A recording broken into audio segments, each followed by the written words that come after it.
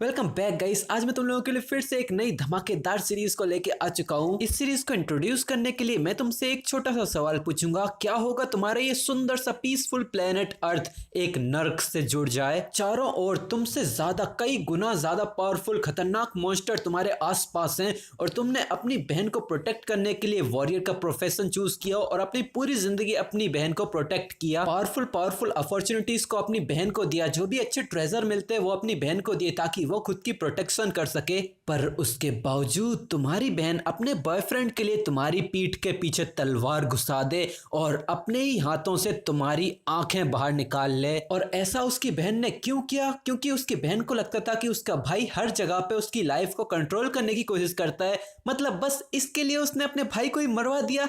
तो आज हम ऐसे ही भाई की कहानी जानने वाले हैं।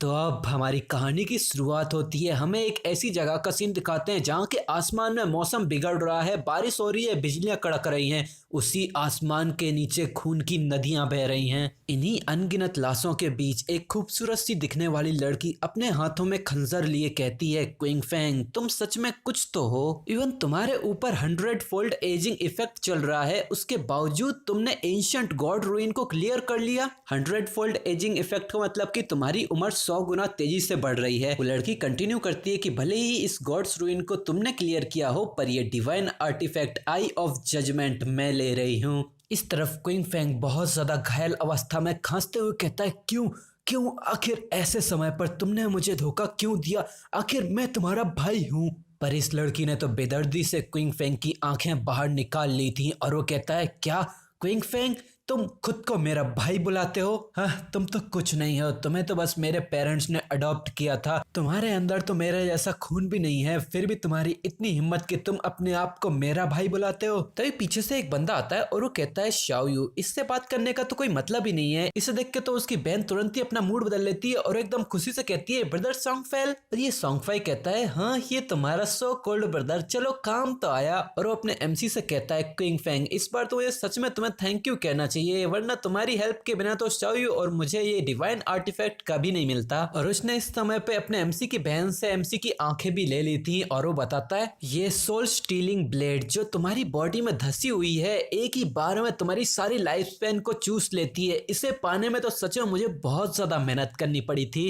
तो बताओ हमारा फेयरवेल गिफ्ट तुम्हें कैसा लगा? इस तरफ हमारा एमसी गुस्से में अपने दांत पीसते हुए कहता है, क्वीन शाओयू मैंने तुम्हें अपने पेरेंट्स के जाने के बाद इतना बड़ा किया, स्कूल में मैंने तुम्हें सपोर्ट किया और जब ये गेम इस दुनिया पे डिसेंड हुआ मैंने अनगिनत बार अपनी जिंदगी रिस्क में डाल के तुम्हें प्रोटेक्ट किया। मैंने सच में तुम्हें मिस जज किया माय डियर सिस्टर। तो उसकी सिस्टर जवाब देती है कि मेरे पेरेंट्स के मरने के बाद तो हमेशा ही मेरी लाइफ में इंटरफेयर करते रहते थे, हमेशा ही मुझे बॉस की तरह कमांड देते, मेरी लाइफ को कंट्रोल करते। पहले सॉन्गफाई और मुझे प्रोटेक्शन के लिए तुम्हारी जरूरत थी, पर इस डिवाइन आर्टिफैक्ट की वजह से तुम्हारी वो जरूरत भी खत्म हो चुकी है, तो अब हमें तुम्हारी कोई जरूरत नहीं है। तभी सॉन्गफाई अपनी दोनों तलवार लेके एमसी की तरफ छलांग लगा देता है और वो कहता है, क्विंग फेंग अब शांति से मर भी जाओ, मैं तुम्हारे लिए तुम्हारी बहन की अच्छी देखभाल करूंगा। इस तरफ हमारा एमसी गुस्से में चिल्लाता है, हाँ भले ही मैं यहाँ पर मर भी जाऊं पर फिर भी मैं तुम्हें ऐसे नहीं जाने दूंगा। पर अगले ही पल सॉन्गफाई अपनी तलवार से एमसी की गर्दन आसमान में उड़ा देता है। फिर हमें बताया जाता है कि 2025 में गॉड फॉरसेकन गेम हमारी दुनिया के साथ जुड़ गया। जैसे ही कोई भी गहरी नींद में सोता वो तुरंत ही उस गेम में खींच लिया जाता। उस गेम की इकलौती करेंसी थी लाइफ स्पैम, मतलब जिंदगी। किसी मॉन्स्टर को मारने से तुम्हें जिंदगी मिलती और खुद के मरने से तुम्हारी जिंदगी खो भी जाती। इस गेम के प्लेयर्स लाइफ स्पैम को खर्च करके अपनी एबिलिटीज को रियल वर्ल्ड में भी ला सकते थे। ताकतवर लोग अपने खाली हाथों से टैंक्स तक को फाड़ सकते थे, एक तलवार से प्लेन के भी 2 भाग कर सकते थे, इवन अपनी बॉडी पे न्यूक्लियर ब्लास्ट तक को झेल सकते थे। उसी समय से ये दुनिया बहुत ज्यादा तेजी से बदलने लगी, चारों तरफ तबाही मचने लगी। मैंने अपनी बहन के साथ सरवाइव करने के लिए बहुत ज्यादा स्ट्रगल किया, मैंने अनगिनत कठिनाइयां झेली और उसके बावजूद मुश्किल से टॉप 100 ग्लोबल पावर हाउस बना। मैंने अनगिनत खतरों को पार करके मुश्किल से काउंटलेस बार अपनी जिंदगी को बचाया और उसके बाद फाइनली गॉड्स रूइन को कॉन्कर किया, मतलब कि जीता। और इसके रिवॉर्ड में मुझे एक divine artifact eye of judgement मिला। एटलीस्ट मैं पीक तक पहुंचने के लिए क्वालिफाइड था। पर आखिर किसने ही सोचा था कि सक्सेस का प्राइज मेरी खुद की फैमिली से धोखा होगा। तो मेरे सारे एफर्ट मेरी सिस्टर की ज़िंदगी के लिए बस एक इंटरफेरेंस थे, और मेरा सारा हार्ड वर्क, मेरे सारे स्ट्रगल्स किसी और की सक्सेस के लिए रास्ता बना रहे हैं। मैं ये बिल्कुल एक्सेप्ट नहीं कर सकता। अगर मैं ये ज़िंदगी दोबारा जी पाता तो मैं सिर्फ अपने लिए लड़ता। फिर हमें चारों तरफ अंधेरा दिखाते हैं और इस अंधेरे को तोड़ते हुए आती है चांदनी, और इस चांदनी के नीचे हमारा हीरो बिल्कुल शांति से सो रहा है। पर तभी एकदम से वो अपनी आंखें खोलता है और वो हैरानी से खड़े होते हुए कहता है कि ये कौन सी जगह है। और वो आसपास देखता है, उसे पता चलता है ये तो रियल वर्ल्ड है। वो एकदम से अपनी गर्दन पे हाथ फेरते हुए अपना फोन खोलता है और वो कहता है क्या मैं मर नहीं गया था। और वो कहता है क्या इसमें साल 2025 क्यों दिखा रहा है। फिर वो जब भी बाहर देखता है, बाहर चारों तरफ शहर में लाइटें चमचमा रही थी, और वो सोचता है क्या ये हो सकता है कि मैं फिर से रीबॉर्न हो गया हूँ। उसका शहर अब भी चमचमा रहा था और वो कहता है क्या मैं 9 साल समय में पीछे आ गया हूँ जब गॉड्स फॉरसेकन गेम डिसेंड हुआ था। फिर हमारा सीन सुबह को आता है। उसकी बहन स्कूल ड्रेस में लात मार के दरवाजा खोलती है और एकदम से चिल्लाने लगती है। वो सामने भाई को देखती है तो और गुस्से में चिल्लाती है, क्विंग फैंग तुम सच में घर पे हो तो फिर भी मेरा फोन क्यों नहीं उठा रहे हो। यहाँ अपना एमसी तो बस चैन से कॉफी पी रहा था और वो इस लड़की को देखते हुए याद करता है, अरे हाँ मुझे अब याद आया, जब फोर्सिकन गेम इस दुनिया में आया था उसी दिन मेरा अपनी बहन से बहुत बड़ा झगड़ा हो गया था उस सॉन्ग फाई की वजह से। और वो अपने पास्ट लाइफ को याद करता है जहाँ उसकी बहन बहुत ज्यादा गुस्से में डस्टबिन सब बाहर फेंकने लगी थी और वो जोर से चिल्लाती है, क्या मैं तो बस उसे सपोर्ट करने के लिए गई थी, तुम इसमें इतनी बड़ी डील क्या बना रहे हो। तुम्हें तो समझ में भी नहीं आता कि ब्रदर सॉन्ग फाई अभी कितनी बड़ी डिफिकल्टी में हो और इसी टाइम पे तो मुझे उनकी मदद करनी चाहिए। एमसीयू बताता है कि गेम डिसेंड होने से पहले ये साओबाई एक अंडरग्राउंड आइडल था और मेरी बहन शाओयू ये तो उसकी ऑब्सेस्ड फैन थी। सॉन्गफाई ऊपर से तो बहुत ज्यादा ग्लैमरस और बहुत ही अच्छा लगता है, पर अंदर से वो बहुत ही ज्यादा घटिया किस्म का इंसान है जिसने कई सारी फीमेल्स को ट्रिक किया और उनसे सारे पैसे ऐंठे, इवन उनकी बॉडीज तक को बेच दिया उसने। और शाओयू को स्कैम होने से बचाने के लिए मैंने उसे इसके आसपास भटकने के लिए भी रोक दिया, पर इसके अंत में मेरे ऊपर इसकी लाइफ को कंट्रोल करने का इंजाम लगाया इसने। या क्विंगफेंग अपने पास्ट को याद ही कर रहा था तो ये लड़की यहाँ एमसी की तरफ उंगली करते हुए चिल्लाने लग जाती है, हे क्या तू बहरा हो गया है, जब मैं तेरे सामने इतनी जोर से चिल्ला रही हूँ तो ऐसे एक्ट क्यों कर रहा है कि जैसे तू मुझे सुन ही नहीं सकता। ये सब तुम्हारी वजह से हुआ है कि मेरे ब्रदर सॉन्गफाई अब टॉप रैंक से इस मंथ में नीचे गिर चुके हैं। अगर तुमने मुझे पैसा नहीं दिया उन्हें रैंक अप कराने के लिए तो मैं तभी अपना एमसी रख के सीधा इसके गाल पे चांटा देता है और ये जो ग्रिप एकदम सामने सामने बनी थी ना, इससे ऐसी चट आवाज आती है कि एक ही बार में ये लड़की पीछे जाके गिरती है। और ये थप्पड़ा इतना ताकतवर था कि इस लड़की का गाल सूज जाता है, मुंह से खून आने लगता है और ये लड़की कांपने लगती है और ये कहती है, क्या क्विंगफेंग तुमने सच में मुझे मारा। पर अब तो मानो अपने एमसी के अंदर का शैतान जाग गया हो और वो कहता है, क्वीन शाओ ना तो मेरे पास अभी कोई मूड है और ना ही टाइम है आज तुमसे आर्ग्यू करने का, पर फिर भी अगर तुम मेरे ऊपर ऐसे ही भौंकती रही तो मैं तुम्हारे थोपड़े को वही मसल दूंगा। फिर वो एक क्रेडिट कार्ड इसकी तरफ फेंकते हुए कहता है कि ये सारा पैसा तुम्हारे पेरेंट्स तुम्हारे लिए छोड़ के गए थे, भले इन सालों में मैंने कितनी ज्यादा हार्डशिप झेली हो पर मैंने इसके अंदर से एक सिंगल सेंट भी खर्च नहीं किया। आज मैं तुम्हें ये सब कुछ दे रहा हूँ और मेरे पेरेंट्स के नाम पे मैं तेरे लेवल तक नहीं गिरूंगा, पर याद रखना आज से मेरे क्विंगफेंग के पास तेरे जैसी कोई सिस्टर नहीं है। और वो यहाँ से गेट लगा के चला जाता है और ये लड़की अब यहाँ रोती हुई रह जाती है। फिर वो दूसरे रूम में आ जाता है और वो सोचता है कि मेरी पिछली जिंदगी में मैंने शाओयू को प्रोटेक्ट करने के लिए बहुत सारी अपॉर्चुनिटीज को मिस कर दिया था, बहुत सारे सीक्रेट ट्रेजर्स, डंजन्स जिन्हें पाने में थोड़ा बहुत भी रिस्क होता है, मैंने उन्हें छोड़ दिया था।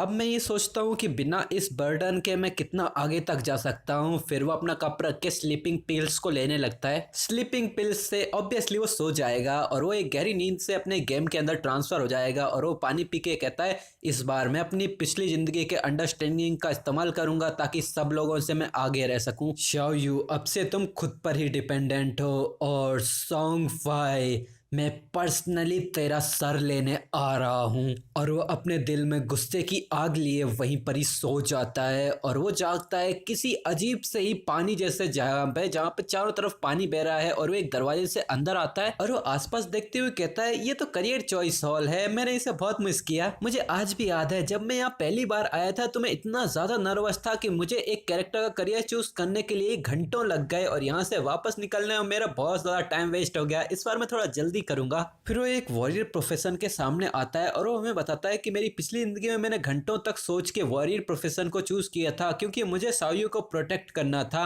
भले ये वॉरियर प्रोफेशन ज्यादा कमजोर तो नहीं होता पर अब ये मेरे लिए सही नहीं है। बिना क्वीन साओयू के बर्डन के मैं अब अकेले ज्यादा तेजी से क्लियर कर लूंगा। इस गेम में मोबिलिटी और रिएक्शन टाइम बहुत इंपॉर्टेंट होता है। ठीक है, तो अब ये तय रहा। फिर वो एक असेसन कैरेक्टर के सामने आता है और वो कहता है कि इस जिंदगी में मैं एक असेसन बनूंगा। और जैसे ही वो असेसन कैरेक्टर पर क्लिक करता है उसके पास एक नोटिफिकेशन आती है कि divine artifact eye of judgement तुम्हारे साथ जुड़ चुका है। ये देख के तो हमारा एमसी खुद भी बहुत हैरान और कंफ्यूज जाता है।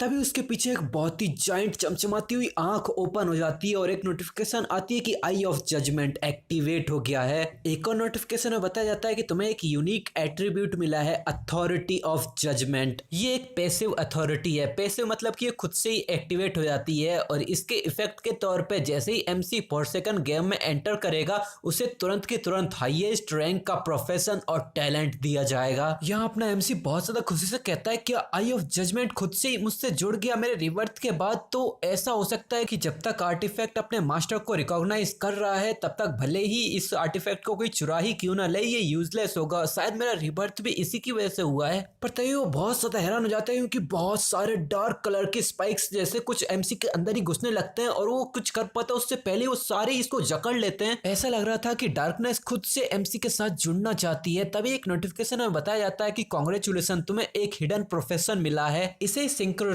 किया जा रहा है। एक और नोटिफिकेशन में बताया जाता है ये सिंक्रोनाइजेशन कंप्लीट हो चुकी है। तभी इसी डार्कनेस के अंदर से अपने एमसी का हाथ बाहर आता है और एक और डार्क नोटिफिकेशन में बताया जाता है कि तुम खुद एक शैडो बन चुके हो। फिर क्विंगफिंग अपनी ट्रांसफॉर्मेशन कंप्लीट करके बाहर आता है। उसके अंदर से सारा शैडोज जैसे बाहर आ रहे थे, उसके बाल भी अब सफेद हो चुके थे और वो अपनी नई ताकत को फील करते हुए कहता है तो ये है असेसंस के लिए हाईएस्ट टियर हिडन प्रोफेशन। ये तो मेरी पिछली जिंदगी में मैंने चुने गए वॉरियर प्रोफेशन से पूरी तरह से डिफरेंट है। बस इस प्रोफेशन के मिलते ही मुझे इतनी ज्यादा ताकत फील हो रही है। और वो अपनी आंखों को चेक करते हुए बोलता है कि हर प्रोफेशन में बहुत ज्यादा छोटा चांस होता है कि हाईएस्ट टियर का हिडन प्रोफेशन अनलॉक हो जाए और मेरी अथॉरिटी ऑफ जजमेंट इसी छोटे से चांस को पूरे पक्का ही कर देती है। आखिर ये चीज क्या है? तभी अपना एमसी आसमान में उड़ने लगता है और उसके पीछे कुछ आंख जैसा ओपन होता है। उसके सामने दो नोटिफिकेशंस आती हैं। पहली में लिखा था अथॉरिटी ऑफ जजमेंट इस यूनिवर्स में सबसे ज्यादा जेन्युइन, एंशिएंट और प्राइमल अथॉरिटी है। इसकी ताकत रूल्स एंड ऑर्डर को भी सप्रेस करती है। तुम टेम्परेरीली अभी इसकी ताकत का इस्तेमाल नहीं कर सकते क्योंकि तुम्हारे पास डिविनिटी ही नहीं है, तो एक्टिवली तुम इसका इस्तेमाल नहीं कर सकते। पर इसके पैसिव फीचर्स अनलॉक हो चुके हैं। इसे देख के अपना एमसी बहुत हैरान हो गया था और वो कहता है क्या प्राइमल अथॉरिटी जो रूल्स एंड ऑर्डर को भी सप्रेस करती है? मेरी पिछली जिंदगी में गॉड फॉरसेकन गेम के 7वें साल में एक बहुत ही पावरफुल प्लेयर इस गॉड अमेंडेंट रिलम को छोड़कर रिलम ऑफ ऑर्डर में चला गया था। इसके बाद ही ह्यूमैनिटी को पता चला कि इस दुनिया में ऑर्डर्स की पावर भी एग्जिस्ट करती है। पर इनफैक्ट इसके बाद कोई और ऐसा प्लेयर आया ही नहीं जिसे पावर ऑफ ऑर्डर मिली। मैंने ये कभी सोचा भी नहीं था। अभी तो मैंने अपनी जर्नी को बस शुरू ही किया है और मुझे अभी से ही एक प्राइमल अथॉरिटी मिल गई जो ऐसे लॉ एंड ऑर्डर को सप्रेस करती है। तो इसका मतलब जैसे ही मैं इस गॉड फॉरसेकन लैंड को छोड़कर रिलम ऑफ ऑर्डर में चला जाऊं और डिविनिटी को हासिल कर लूं, वैसे ही मैं इस आई को एक्टिवली यूज कर पाऊंगा। तो अब लगता है मेरी जिंदगी का एक नया गोल बन चुका है। फिर एक नोटिफिकेशन आती है कि प्रोफेशन चेंज कंप्लीट हो चुका है, तो अब अपना एलियस चुनो। एलियस का मतलब शायद से नाम होता होगा पर अपन अभी के लिए एलियस ही बुलाते हैं। तो अपना एमसी सोचता है क्या एलियस? हाँ, अब जबकि मेरा प्रोफेशन शैडो से जन्मा है तो चलो मेरा नाम भी अब शैडो ही होगा। तो एक नोटिफिकेशन आती है कि अब तुम्हारा एलियस है शैडो और तुम अब गॉड फॉरसेकन लैंड में एंटर कर रहे हो। और एक आवाज आती है कि ये बंजर जमीन अनगिनत मॉन्स्टर्स से भरी पड़ी है, तो सावधान रहना, वो तुम्हें पूरी तरह से चीर फाड़ के रख के तुम्हारी लाइफ स्पैन चुराने के लिए हमेशा तैयार होंगे। यहाँ टाउन छोड़ के और मॉन्स्टर को मारने पे तुम्हें ट्रेडेबल लाइफ स्पैन मिलेगी जिससे तुम ट्रेड कर पाओगे, पर अगर तुम इस गेम में मरते हो तो तुम आधी लाइफ स्पैन खो दोगे, दोनों ट्रेडेबल और नॉन ट्रेडेबल। फिर हमारा एमसी एकदम शैडो की झक्कास एंट्री के साथ अपने टाउन में ट्रेवल करके आ चुका है और एक आवाज आती है कि ये एरिया है शेल टाउन, एक ऐसा सेफ जोन जहाँ पर कोई मॉन्स्टर नहीं है और प्लेयर्स भी एक दूसरे पर हमला नहीं कर सकते, और लाइफ स्पैम के लूज करने की स्पीड है 1x, मतलब कि जैसे तुम्हारे रियल टाइम में रियलिटी में लाइफ स्पैम जाती है, जिंदगी गुजरती रहती है, वैसे ही गेम में भी गुजरेगी, मतलब उतनी जिंदगी खर्च होगी। वहीं उसे बगल में बहुत सारे लोग भी बातचीत करते हुए दिखाए जा रहे होते हैं। एक कह रहा होता है कि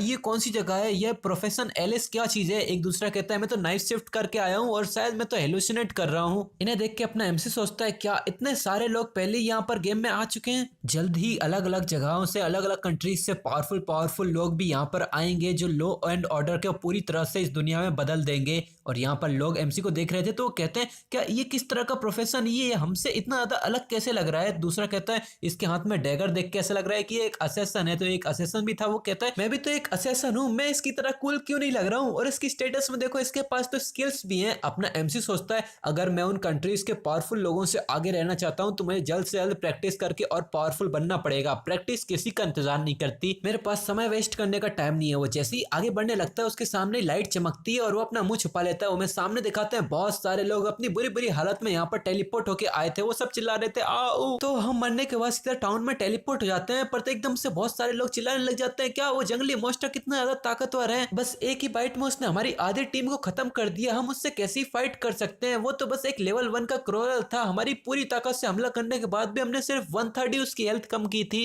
एक जोर से चिल्लाता है मेरी लाइफ स्पैन, मैंने अपनी आधी जिंदगी की लाइफ स्पैन खत्म कर दी। फिर ये लोग एक लड़की के पास आने लगते हैं, सिस्टर लीजी अब हमें क्या करना चाहिए। ये लड़की भी अपना सर पकड़ के कह रही थी फिर तभी अपने एमसी को भी देखती है जो कि बहुत इसे अजीब लग रहा था। अपना एमसी सोचता है एक ऐसा आर्चर जिसके पास छोटा बो और एरोस है, लगता है इसके पास भी एक हिडन प्रोफेशन है। फिर ये लड़की एक घमंडी मुस्कुराहट के साथ अपने एमसी के पास आती है और वो कहती है कि बिग ब्रदर लगता है कि तुम्हारे पास भी एक हिडन क्लास है, चलो क्या तुम हमारी टीम को ज्वाइन करना चाहते हो। बाहर के मॉन्स्टर सच में बहुत ही खतरनाक हैं, एक मॉन्स्टर ने हमें एक ही बार में खत्म कर दिया, हम उन्हें अकेले के दम पे हैंडल नहीं कर सकते, हम लोगों के पास एक्सपीरियंस है। अपना एमसी सोचता है क्या एक्सपीरियंस, मरने का एक्सपीरियंस है क्या तुम लोगों के पास, और वो कहता है नहीं कोई जरूरत नहीं है। और एमसी बस इतना बोल के आगे जाने लगता है तो इस लड़की के साथ ही सारे एमसी के ऊपर चिल्लाने लग जाते हैं क्या इतना ज्यादा प्रिटेंड कर रहा है, अगर हम पांचों उनको बीट नहीं कर पाए तो अकेला ही क्या ही कर लेगा, हमने बोला ना कि बाहर के मॉन्स्टर कितने ज्यादा खतरनाक है, ये तो बस अकेला जाके मरने की सोच रहा है। तो एक बंदा थोड़ा चालू था और वो कहता है हाँ ज्यादा इसके ऊपर चिंता मत कर, ये एक हिडन क्लास का नोबल बंदा है, अगर ये अपन को बीट भी नहीं कर पाया तो अकेला वहां से भाग के तो आ ही सकता है। ये लड़की अपने एमसी का स्टेटस चेक करती है तो वहां पर उसका नाम उसको शैडो दिखाई देता है, तो वो कहती है हाँ कितना हाई एक्ट कर रहा है। फिर ये लड़की अपने लोगों से कहती है कि चलो इसे ही फॉलो करते हैं और देखते हैं कि इसके पास कौन सी स्किल है, हो सकता है कि हमें इससे इन मॉन्स्टर्स के ऊपर कोई नई जानकारी मिल जाए और हो सकता है कि हम इसे मरते हुए भी देखें।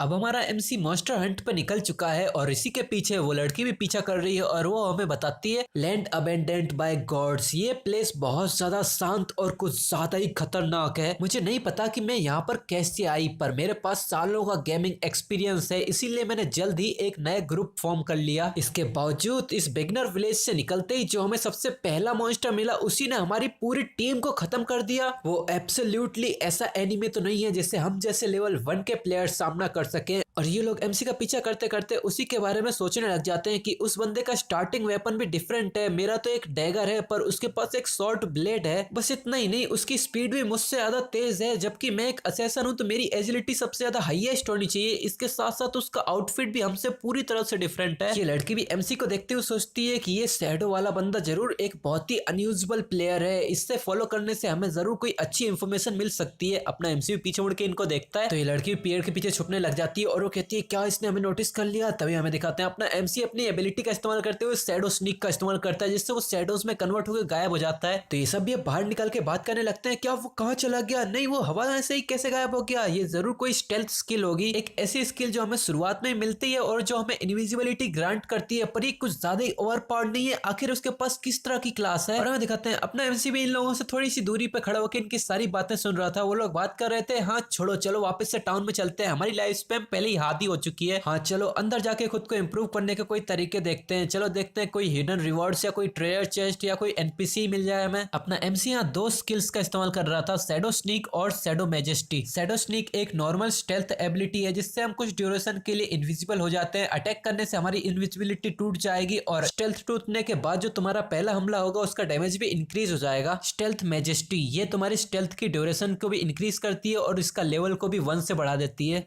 ये देख के अपना एमसीयू सोचता है कि ये लोग तो क्या, मुझे तो कोई मॉन्स्टर भी अभी आसानी से नहीं देख सकता। कोई अर्ली गेम में मुझे नोटिस करना तो बहुत ज्यादा मुश्किल होगा, कोई नॉर्मल असेसन तो आसानी से डिटेक्ट किया जा सकता है। पर मेरी शैडो क्लास मुझे एक यूनिक स्टेल्थ मैजेस्टी देती है जिससे अभी इस गेम के शुरुआती दौर में किसी मॉन्स्टर के लिए भी मुझे डिटेक्ट कर पाना लगभग इम्पॉसिबल है। बेवकूफ बच्चों, इस बिगनर टाउन में तुम्हें खुद की ताकत को इम्प्रूव करने के लिए कुछ नहीं मिलने वाला। ये बस प्लेयर के लिए एक शुरुआती शेल्टर है। फिर वो यहाँ से चला जाता है। फिर हमारा सीन थोड़ी देर के बाद का आ जाता है जहां पर अपने एमसी कहता है मेरी स्टेल्थ स्किल खत्म हो रही है, इसकी ड्यूरेशन ज्यादा लंबी नहीं है पर इसमें ये चीज अच्छी है, जैसे ही मैं अपनी स्टेल्थ स्किल को एक्टिवेट करता हूँ उसकी कूल डाउन का टाइम शुरू हो जाता है। बस अब मैं कुछ सेकंड और वेट करूंगा, उसी में मैं फिर से इसको एक्टिवेट कर पाऊंगा। फिर हमें पहली बार एमसी के स्टेट्स दिखाए जाते हैं जहां पर उसका code name shadow, class shadow और उसका लेवल 1 पे होता है। और मैंने जब शुरुआत में बोला था एलियस चूज करने का, वो शायद से कोड नेम ही था और मैंने तो पहले बोला था एलियस का मतलब नाम हो सकता है और ये नाम ही निकला। एमसी के स्टेट्स में नॉन ट्रेडेबल लाइफ स्पैम है 75 ईयर की, tradable life spam 0, strength 10+3, constitution 10+3 और एजिलिटी 10+8, स्पिरिट 10+5। ये देख के अपना एमसी बताता है कि सभी प्लेयर्स के स्टेट्स शुरुआत में 10 से ही शुरू होते हैं और हर क्लास उन्हें डिफरेंट अमाउंट का बोनस देता है। मेरी पिछली जिंदगी में मेरी वॉरियर क्लास ने मुझे स्ट्रेंथ और कॉन्स्टिट्यूशन में 3+ बोनस दिया था, पर इस बार की मेरी शैडो क्लास ने मेरे हर स्टेट को बूस्ट कर दिया है और मेरी एजिलिटी तो पूरे के पूरे 8 से बढ़ी है। अभी मेरे पास फ्री 5 एट्रीब्यूट पॉइंट्स हैं। ज्यादातर प्लेयर इन्हें स्ट्रेंथ और स्पिरिट में ऐड करते हैं ताकि उनकी फिजिकल और मैजिकल अटैक पावर बूस्ट हो जाए, पर ये एक बहुत ही बड़ी मिस्टेक होती है और वो अपने 5 के 5 एट्रीब्यूट पॉइंट्स को एजिलिटी में ही ऐड कर लेता है और वो कहता है यहाँ एजिलिटी ही सब कुछ है। शुरुआती गेम में भले तुम कुछ भी करके अपने स्टैट को कितने ही ज्यादा कर लो, मॉन्स्टर्स प्लेयर के ऊपर ओवरवेलमिंग डैमेज डील करते हैं। बिना खुद पे एक भी डैमेज लिए इन मॉन्स्टर्स को मारने का सिर्फ एक ही तरीका है, अपनी एजिलिटी को बूस्ट करके अपनी स्पीड बढ़ाओ।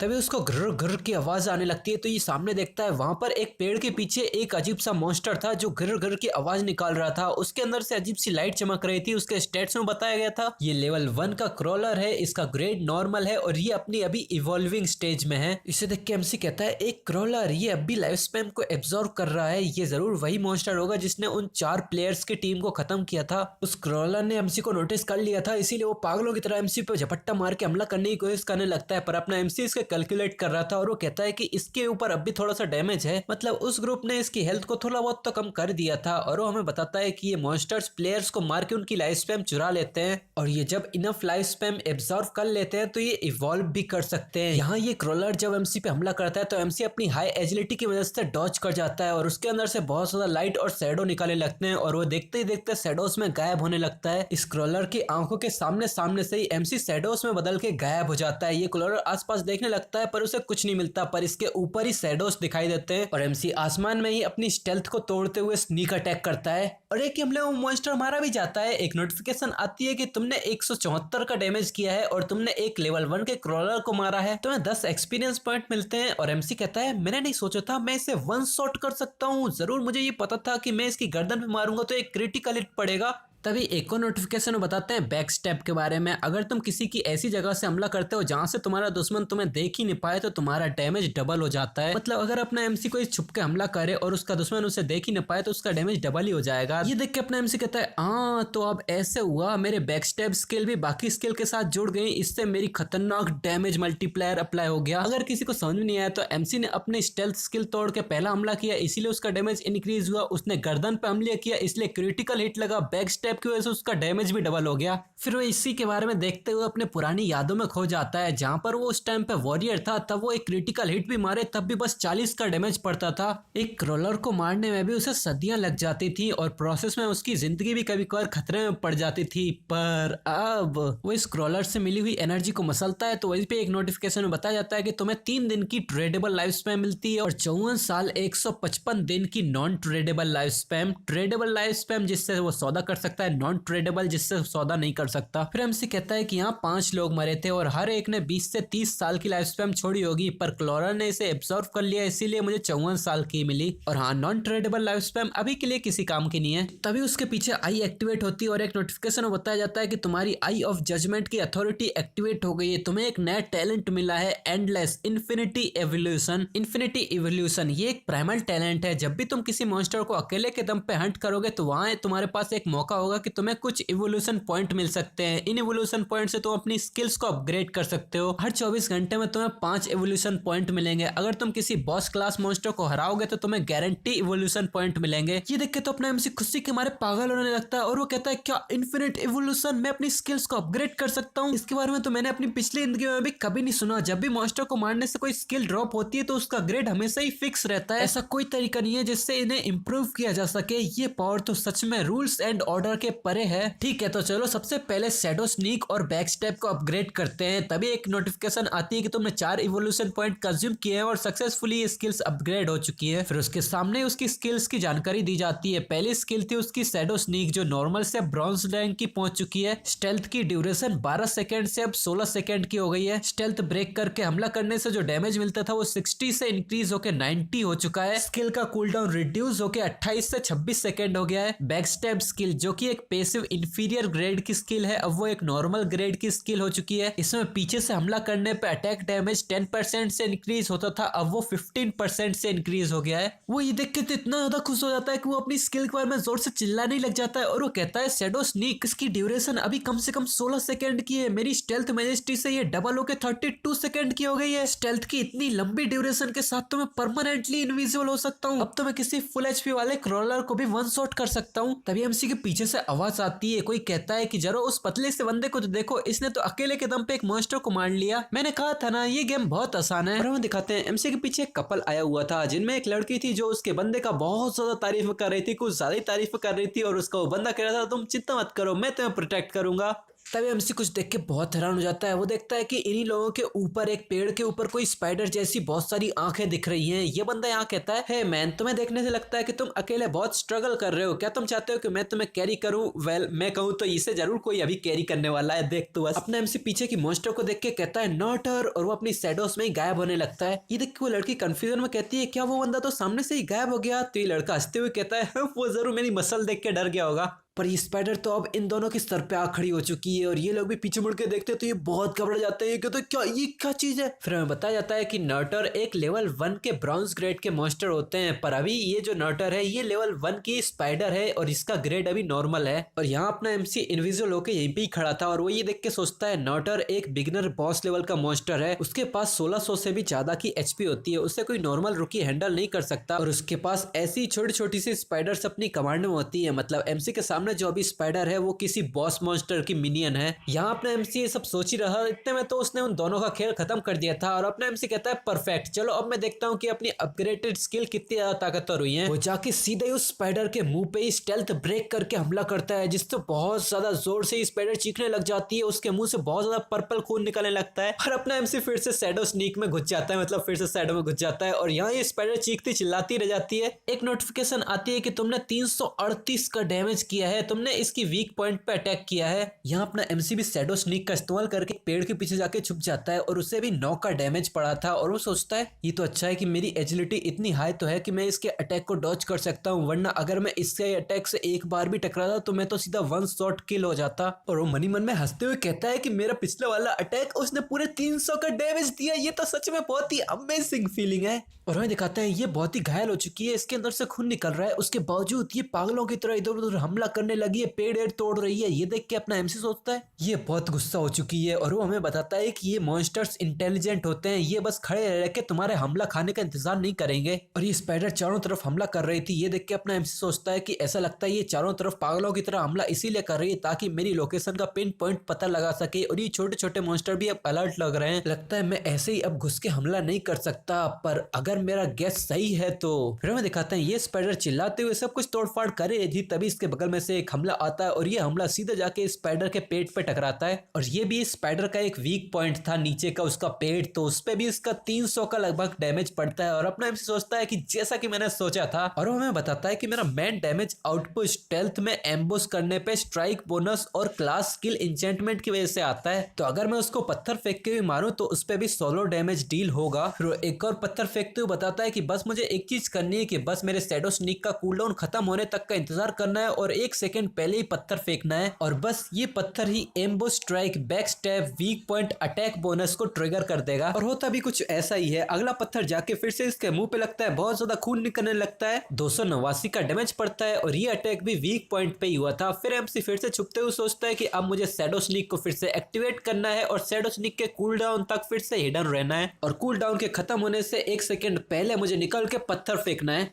फिर हमारा सीन चेंज होके इसी टाउन में आ जाता है। यहाँ पर सभी लोग बस मधुमक्खियों की तरह भेड़ लगा के बैठे थे और सभी लोग बातचीत कर रहे थे। तभी एक अनाउंसमेंट होती है, leader board update. Player shadow ने एक नर्टर ब्राउन्स रैंक के मॉन्स्टर को मार के लेवल 2 को अचीव किया है और वो इस टाउन का पहला पर्सन बन गया है जिसने लेवल 2 को अचीव किया। शेल टाउन का लीडर बोर्ड अब एक्टिव हो चुका है और हमें दिखाते हैं इसी टाउन के ऊपर एक नोटिफिकेशन विंडो आ चुकी होती है जहां पर बस नंबर 1 में लेवल 2 का शैडो मतलब अपने एमसी का ही नाम होता है और ये सब देख के सभी लोग ऊपर देखने लगते हैं। सभी लोग बहुत हैरान हो जाते हैं। फिर सब एकदम से शुरू हो जाते हैं, व्हाट द हेल क्या चल रहा है, सोलो किल, मैं तो अभी 2 बार मर चुका हूँ और अब भी मुझे कुछ नहीं पता चला कि आखिर चल क्या रहा है। और यहाँ पहले किसी ने सोलो बॉस मार दिया। क्या किसी को पता है कि ये प्रो कौन है? क्या कोई मुझे इससे इंट्रोड्यूस करा सकता है? हाँ, इस लीडर बोर्ड में बस एक ही नाम क्यों बताया जा रहा है? और यहाँ पर उसी घमंडी लड़की की टीम भी थी। यहाँ पर उसके टीममेट भी कहते हैं, पियर क्या तुम ये देख पा रही हो, क्या ये वही शैडो है जो अकेले बाहर गया था? तो पियर भी कहती है, हाँ ये है तो वही, पर ये लेवल 2 में पहुंच गए इतनी जल्दी, पर ये तो कोई सेंस ही नहीं बना रहा है, उसने एक बॉस को कैसे मारा? तो उसका टीममेट कहता है, हम तो पूरी पार्टी के साथ भी एक नॉर्मल मॉब को भी नहीं मार पा रहे, उसने तो अकेले ही बॉस मार दिया। क्या तुम मेरे साथ मजाक कर रहे हो या फिर ये कोई सिस्टम का एरर है? यहाँ पर ये कपल भी था जिसे एमसी के सामने ही उस स्पाइडर ने मार दिया था। इसमें ये हट्टा कट्टा बंदा कहता है, क्या किसी ने उस स्पाइडर को मार दिया? पर उसके साथ तो उसके छोटे छोटे स्पाइडर से बहुत सारे थे, आखिर ये शैडो कौन है? तो लड़की कहती है, क्या ये वही छुपने वाला असेसन है पहले वाला? यहाँ एमसी के पास एक नोटिफिकेशन आई थी कि तुमने एक ब्राउन्स नर्टर को मारा है, तुम्हें 300 एक्सपीरियंस पॉइंट मिले, कांग्रेचुलेशन तुम्हारा लेवल 2 हो चुका है, तुम्हें 2 इवोल्यूशन पॉइंट मिले हैं, सेल टाउन का लेवल लीडर बोर्ड अनलॉक हो चुका है, तुम्हें 1 रेपुटेशन पॉइंट मिले हैं और सिस्टम वाइड अनाउंसमेंट हो चुकी है। फिर एमसी उस जायंट स्पाइडर के अंदर से लाइफ स्पैम को बाहर निकालने लगता है और वो कहता है कि जिस मोमेंट पे ये बड़ी सी स्पाइडर मरी वहां के छोटे छोटे स्पाइडर तो दुम दबा के भाग गए। अगर मैं स्पाइडर को मारने से पहले उन छोटी छोटी स्पाइडर्स को मारता तो मुझे इससे ज्यादा एक्सपी मिलती। फिर एक और नोटिफिकेशन आती है जिसमें स्पाइडर के सारे रिवॉर्ड्स लिखे गए थे। एमसी को इससे 46 लाइफ स्पैम मिलती है, ये ट्रेडेबल होती है, और एक स्किल बुक मिलती है ग्रीडी हैंड मतलब कि लालची हाथ, ये ब्राउन्स रैंक की स्किल है। एक और ब्राउन्स रैंक का करोसिव डैगर मिलता है जो कि अटैक पावर को 35 से और एजिलिटी को 4 से प्लस कर देता है। इसकी रिक्वायरमेंट लेवल 1 है और 2 अनलिमिटेड इवोल्यूशन पॉइंट मिलते हैं और अनलिमिटेड इवोल्यूशन पॉइंट से इनका मतलब इन्फिनिटी इवोल्यूशन पॉइंट्स ही हैं। और इतने सारे रिवॉर्ड्स को देख के अपने एमसी की नजर सबसे पहले जाती है उसकी एक स्किल बुक ग्रीडी हैंड मतलब लालची हाथों वाली उस स्किल बुक के ऊपर। उसके सामने इस स्किल बुक के बारे में सब कुछ बताया जाता है। ये स्किल बुक है ग्रीडी हैंड ब्राउन्स टियर की, ये असेसन स्किल बुक है मतलब असेसन ही इसका इस्तेमाल कर सकते हैं। इसे याद करने के बाद तुम इसका इस्तेमाल मरे हुए मॉन्स्टर्स पे कर सकते हो। इससे तुम्हारे पास 20% चांस होगा एडिशनल लूट रिवॉर्ड गेन करने का। इसकी रिक्वायरमेंट भी लेवल 1 है। ये देख के अपना एमसी सोचता है, क्या मैंने तो ये सोचा भी नहीं था कि एक ब्राउन्स बॉस मुझे गॉड टियर असेसन स्किल दे सकता है। और हाँ, कंफ्यूज मत होना, गॉड टियर से उसका मतलब कुछ नहीं है, बस ये ब्राउन्स टियर ही है। बस असेसंस के लिए ये स्किल बहुत ही ज्यादा काम की है। वैसे वो अपने इवोल्यूशन पॉइंट से इस स्किल को गॉड टियर पे वैसे ही पहुंचा सकता है। आज का ये एपिसोड यहाँ पे शुरू होता है जहाँ पर वो अपनी ग्रीडी हैंड स्किल के बारे में बताता है। वो कहता है कि ये स्किल मिलने वाली लूट को बहुत ही ज्यादा इंक्रीज कर देती है आने वाले लेट गेम में। अभी देखो अर्ली गेम मतलब कि अभी ये शुरू ही हुआ है, मिडिल गेम मतलब फिर वो गिल्ड बन जाएंगी, उसके बाद शुरू होता है लेट गेम। और लेट गेम में होती है रिसोर्सेस के लिए बहुत ही कड़ी फाइट। और एमसी कहता है कि ये ग्रीडी हैंड मुझे लेट गेम में बहुत ही ज्यादा मदद करेगी। अब जब भी मैं किसी पावरफुल बॉस मॉन्स्टर को मारूंगा तो मुझे 20% एक्स्ट्रा लूट मिलेगी। मुझे अब भी याद है मेरी पिछली जिंदगी में यहाँ पर एक ऐसा बंदा हुआ करता था गॉड स्लेयर गिल्ड में, उसके पास भी ये स्किल थी पर उसकी कॉम्बैक्ट पावर भले ही एवरेज थी, उसके बावजूद वो गेम में सबसे ज्यादा ढूंढा जाने वाला प्लेयर बन गया, मतलब कि लोग उसे हर बार अपनी पार्टी में जोड़वाना चाहते थे और इसी की वजह से वो जहां भी जाता वो अपने पर्सनल बॉडीगार्ड लेके जाता था। पर तभी इसको एक जोरदार आइडिया आता है और वो कहता है वेट अ मिनट, भले एक्टिवेशन में 20% ही बूस्ट लिखा हो पर मैं अगर इसे अपने अनलिमिटेड इवोल्यूशन टैलेंट के साथ जोड़ दूं तो क्या इसका मतलब कि मैं एंडलेसली ड्रॉप रेट एंड लूट क्वालिटी को इंक्रीज कर सकता हूं। फिर हमारा सीन चेंज होता है, हमें एक ऐसी बिल्डिंग्स टाइप का एरिया दिखाते हैं जो देखने से तो किसी कॉलेज का एरिया लग रहा है। वहीं पर ही अपने एमसी की बहन अपनी दोस्त के साथ चल रही है। उसकी दोस्त कहती है सायू क्या तुम अपने भाई को कॉल करके उससे माफी नहीं मांगने वाली? कल हमने सोंगफाई को सपोर्ट करने के लिए सीक्रेटली एग्जाम को भी स्किप कर दिया, तुम्हारा भाई जरूर बहुत ही ज्यादा एंग्री होगा। तो सायू भी गुस्से में कहती है मैंने कुछ गलत नहीं किया तो मैं क्यों माफी मांगू, अगर ये उसकी वजह से ना होता तो कल हम टाइम पर एंट्रेंस पे पहुंच जाते, नहीं तो हमें मिस करने की कोई जरूरत ही नहीं पड़ती, ये सारी उसी की गलती है, अगर माफी मांगनी है तो उसे ही मांगनी चाहिए। तो उसकी दोस्त कहती है ओह ऐसा क्या, पर कभी कभी वो तुम्हें इतने अच्छे से ट्रीट करता है ना तो मुझे इससे बहुत जलन होती है कि तुम्हारे पास इतना अच्छा भाई है। तो सावी इसकी बात काटते हुए कहती है उसकी वजह से तो मेरी जिंदगी नर्क बन के रखी है, पूरे दिन मेरे काम में उसका रोकना टोकना चलता ही रहता है, वैसे भी मेरा कोई वो रियल ब्रदर नहीं है, मेरे लिए तो ब्रदर सोंगफाई काफी है। तो उसकी दोस्त भी टॉपिक बदलने के लिए कहती है हाँ वैसे सावी ये तुम्हारे फेस के साथ क्या हुआ? तो कहती है मैं फिसल गई थी और गिर गई। तभी उसके दोस्त कुछ सामने बहुत ही हैरानी से देखती है, वहां पर बहुत ज्यादा भीड़ लगी हुई थी। तो ये कहती है कि ये हमारे क्लासरूम के आगे इतनी बड़ी भीड़ क्यों लगी रखी है?